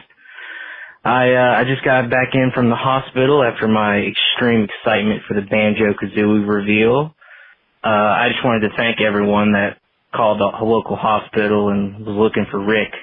I really appreciated that, you guys. It was really sweet. But anyways, I saw the topic for this week and I really wanted to chime in. Though I don't know how well I can because I'm kind of a newer Donkey Kong Universe fan. I played DKC3, Donkey Kong 64, and Banjo back in the day, but it wasn't until I started to just really appreciate the graphics and the amazing music and gameplay of the original trilogy that I wanted to really jump in, where I played DKC1 on the SNES Classic. Me and a friend are currently playing DKC2, and I'm playing Donkey Kong Country Returns 3D during my off times at work. But if I was gonna say like a big moment for me, I guess it really would be Banjo and Kazooie. Just how amazing they looked. You know, it made me want to play Banjo-Kazooie and complete the game. And honestly, when we do get a new reveal going forward, that will most likely be my big moment, because I'm really looking forward to the series going forward. But, thanks guys. Have a great one. Thank you for the call, Rick. I'm glad you're out of the hospital. That was a swerve you did there, because I thought you were gonna say one thing, and then it was for a totally innocuous reason. But Rick's more of a baby than you are, Jeff, because he's a newbie to the Donkey Kong universe. New.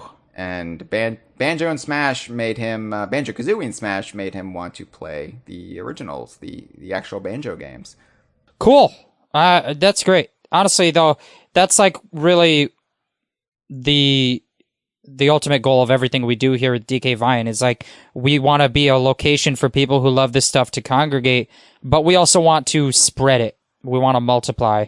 And so, you know, if these happy moments are like hearkening back to your childhood, that's awesome. But like if they're getting you into the fandom for the first time, that's honestly even more awesome. Jeff, what you just described isn't a website. What you're aspiring us to be is a cult. Yeah. Did I not say that? Did I say website? Oh, I'm sorry. I misspoke.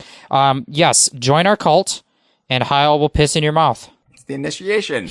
All right. So the next 2 calls are all from the same person, and I say all as if there were more than 2. There's just 2, but we're gonna play them back to back, and then we'll talk about them. Hi, this is Kara. I'm calling with my top 10 DKU moments.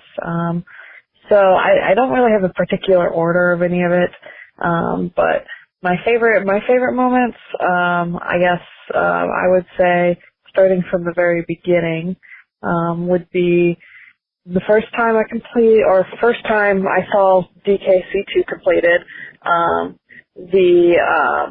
The first time I beat Banjo-Kazooie, or at least I'd say the first time I beat the Furnace Tower, or the Furnace mini game, or game, whatever.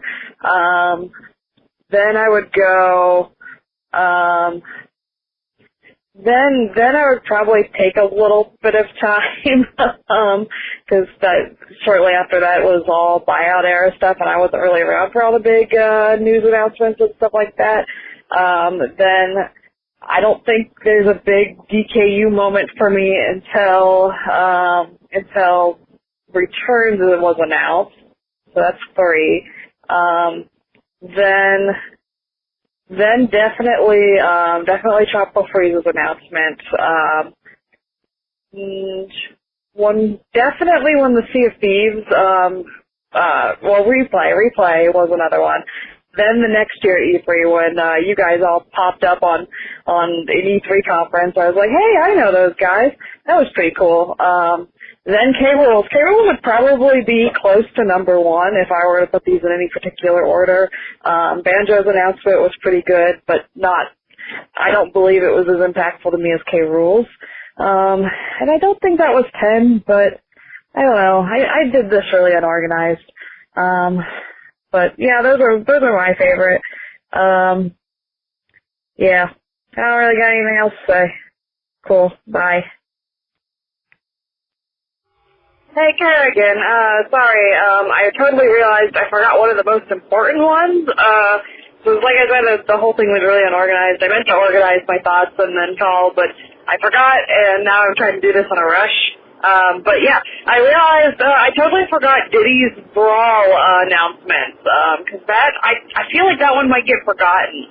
But it was like one of the big things we had during the buyout era that was like the moment that gave us all a little bit of hope and a little bit of thought of what, something nice. I remember that day. It was pretty important. I would say it was almost as important as K-Rool's announcement. But yeah, just one more extra one to add on. Sorry. Bye. Thank you for the calls, Kara. And she mixed in some gameplay moments too, which we weren't doing on the list, but that sparked my imagination. And so, Jeff, if you could pick one moment of actually playing the games would be among your happiest memories, what would that be? What would that one moment be? All right, I'm Diddy Kong. I'm player 2. My little brother is sitting next to me watching. My dad is Donkey Kong. He's player 1.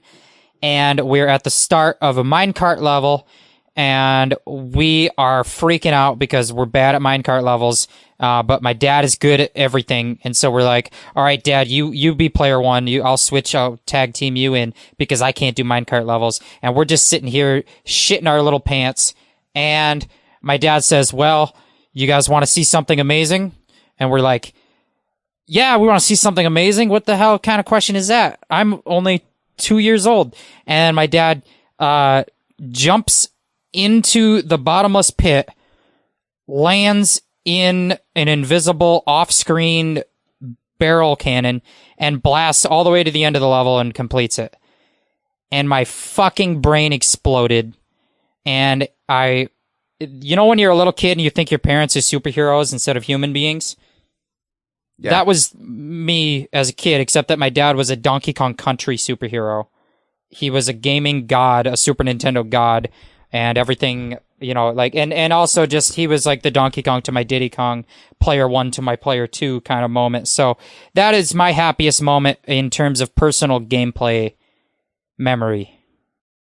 Sorry, that was a really sweet memory, Jeff, but when you said Donkey Kong Country superhero, I just thought like maybe in an upcoming Marvel movie, the end credits scene is going to be just the hero of that movie getting pulled over, and it's going to be like the hero of the next movie, and it's the Donkey Kong Country superhero, and it's just like, hey, Black Widow, look at this, and they just do the snow barrel blast, skip over barrel blast, and she's like, wow, that's so cool, and then the movie ends.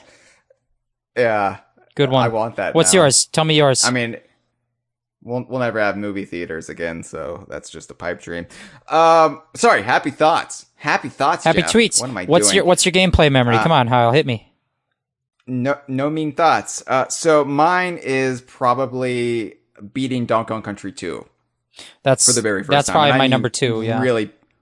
Really beating it, like getting the Lost World, Crocodile Core, watching the island go up, and seeing K-Rool escape. It was such a brilliant moment that capped the game with, and it really just whetted your appetite for more. You wanted to see what will happen next. You wanted that next game in the series. It really just stirred the imagination, and it was really I was a big Donkey Kong fan at that point, right? Like Donkey Kong Country, Donkey Kong Land, and then Donkey Kong Country 2. But I think Donkey Kong Country 2's ending made me a religious zealot when it came to the Donkey Kong series, because from that point on, like, it was like, okay, I'm in this for life, and I'm going to force this down everybody's throat. This is amazing. So that's my pick. All right, good pick. But Good Hyle, pick. we've All got right. one last thing we have to Two. talk about. We do. So let me pull out the bongos like on the MTV, and let me do one last pan into our number one pick for the top 10 moments in the DKU. The happiest moments, I should say, because we should do the top 10 saddest moments in DKU fandom next. Tweet it at us. All Sad tweets. All right, here we go. Oh yeah. Slap those bongos, baby.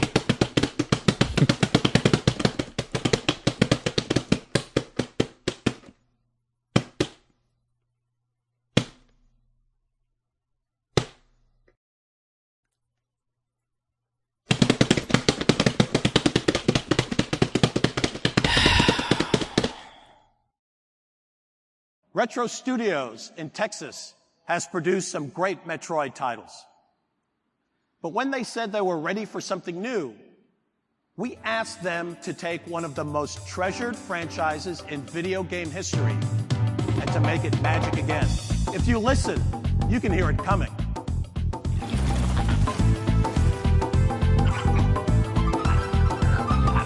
E3 2010 at the reveal of Donkey Kong Country Returns.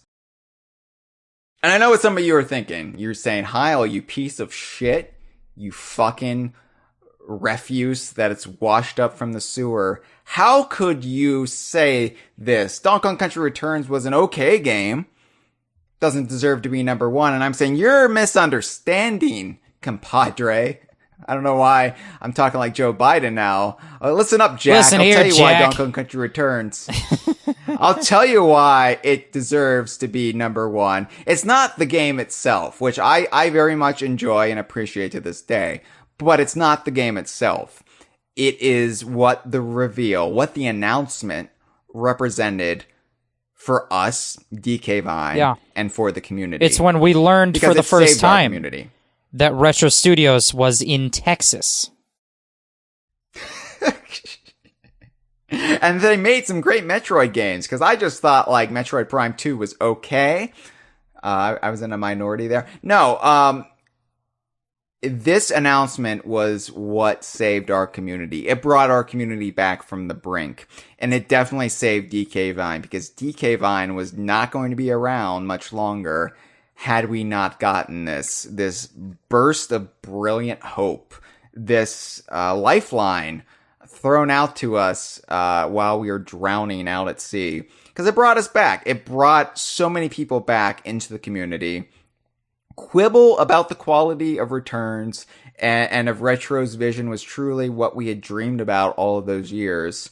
But there's no denying that the impact that week in June had on all of us. And it's one of, like, the giddiest goddamn moments of my life, when we had rumors going into E3 from the weekend before that Retro was doing Donkey Kong. We didn't know what that meant. Like, are they, like, did they get drunk and are they, like, having sex with a gorilla? Like, what is Michael Kelbau really up to there in Texas? But no, them doing Donkey Kong meant exactly what we had hoped it would mean. And the fact that it was Donkey Kong Country Returns, I think, meant so much for our With fandom. Diddy Kong. With Diddy Kong, right? Coming out of the buyout era, where Donkey Kong had been attempted to be reinvented or brought back to his arcade roots in myriad of ways. You know, he's a bongo man. He's a bongo man who does some platforming. He's another bongo man. He's a pegger. He likes pegging on pegs, and he swings around, and he's the king of it. He races with the bongos, you know, or he's this toothy grin jackass who throws barrels at Mario.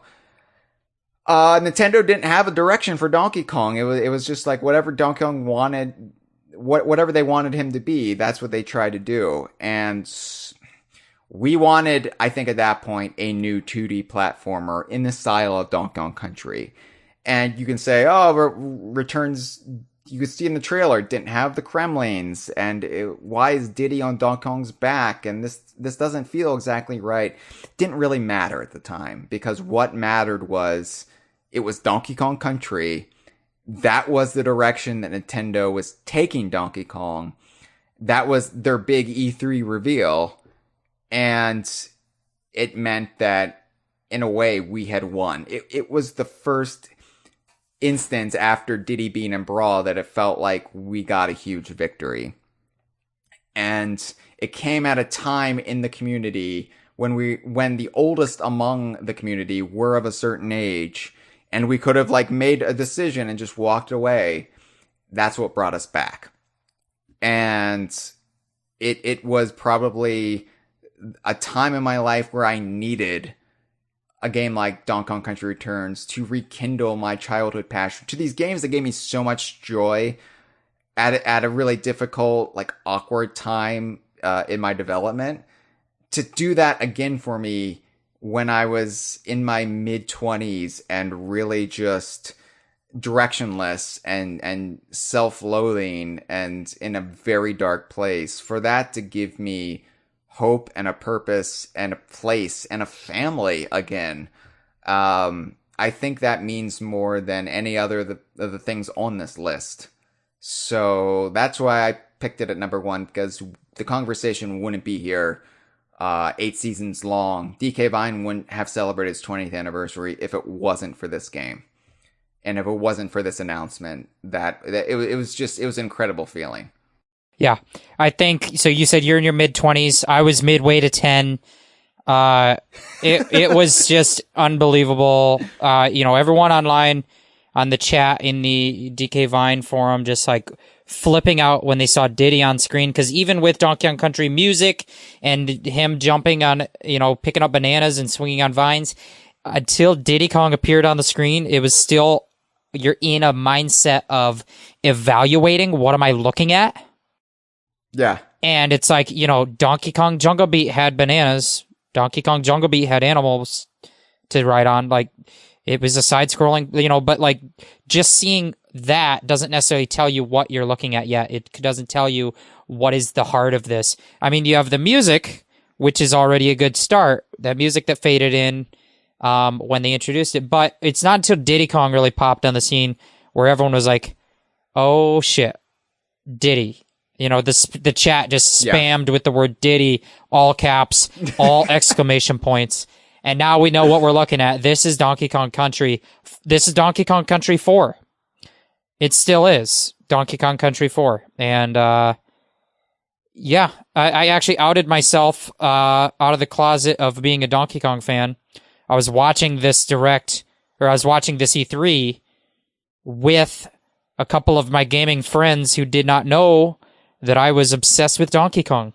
And I screamed like a baby girl when this trailer played.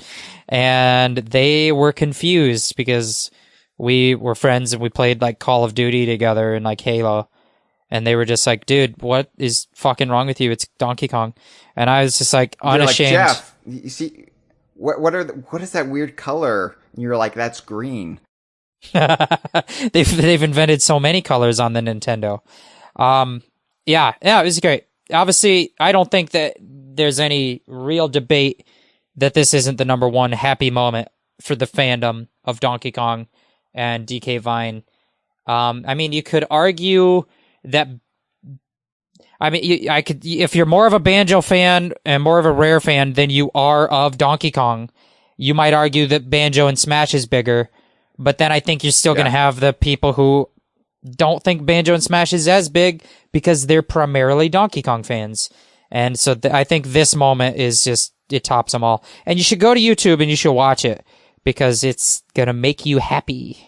It's still a magical moment, and it was the first in a decade full of magical moments. I mean, when we look at this top 10 list, there's a surprising amount that are from this decade. And It all started here. This is where everything started to turn around, and it was a gradual process. It was a gradual thing that, it wasn't just like, okay, Donkey Kong Country Returns, now we're getting a new Donkey Kong game every year. Obviously, that didn't shake out, but it gave us hope. It gave us hope again, and that hope has only grown. And now, we're like one of the most collectively optimistic fandoms. Yeah, you look at the impact of Returns. Without it, not only would we not have any of the other stuff we have as Donkey Kong fans right now, but I mean, look at the overarching influence it has had on Universal Studios. Donkey Kong theme park is going to be basically Returns themed. Donkey Kong's entire presence in the Mario sports spin-offs has essentially been Returns themed for the past 10 years. This has set forth the direction of the franchise in a way that if it hadn't existed, who knows where we'd be. We might not have a direction. We were directionless to this point, and that's huge. I don't really have anything else to add. That's actually. It. Just we're happy boys. Couple of happy boys here playing our Donkey boys. Kong games. Yeah. So yeah. To wrap it all up, I would say, whenever I hear people say E3 doesn't matter, I can see their point. E3 doesn't matter anymore. I can see his point, but how much happiness has things like E3 brought us over the years? Having these big moments, these flashpoints in our fandom. I want a lot more of that. I don't want that to go away, whether it's in Nintendo Direct form or whether it's at E3.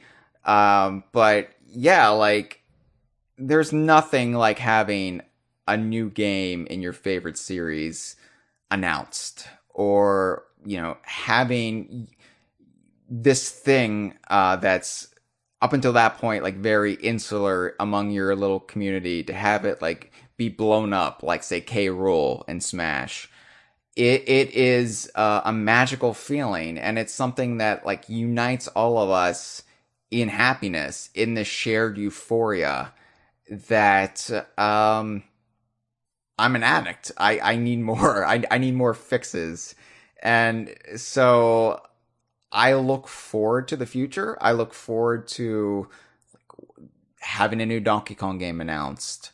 I look forward to, seeing, one day maybe Dixie Kong and Smash, or to have, we already got Everwild announced, but, a new Rare game or a new Playtonic game announced, and to have that collective, ooh and ah moment. That wasn't a Jurassic Park quote, because even though dinosaurs make everything cool, I've soured thanks to those sequels. There's a dinosaur in Yooka-Laylee, so cool beans. His name. There you go. His name is Rextro. Jeff, do you have any moments of happiness for the people listening at home? This moment right now, where I get to discuss all my great memories that I shared with you or with other people in the community, and we can reminisce about the great times great happiness that we've shared together. You and I as friends, but also with our audience. That's a happy moment for me. You know what a happy moment will be for me? When I can finally get up out of this chair and go piss, because this has been over 3 hours long, and I can whip out my little baby penis. Well, you better aim it at Donkey Kong's mouth. This has been a File 2 production. Que rico.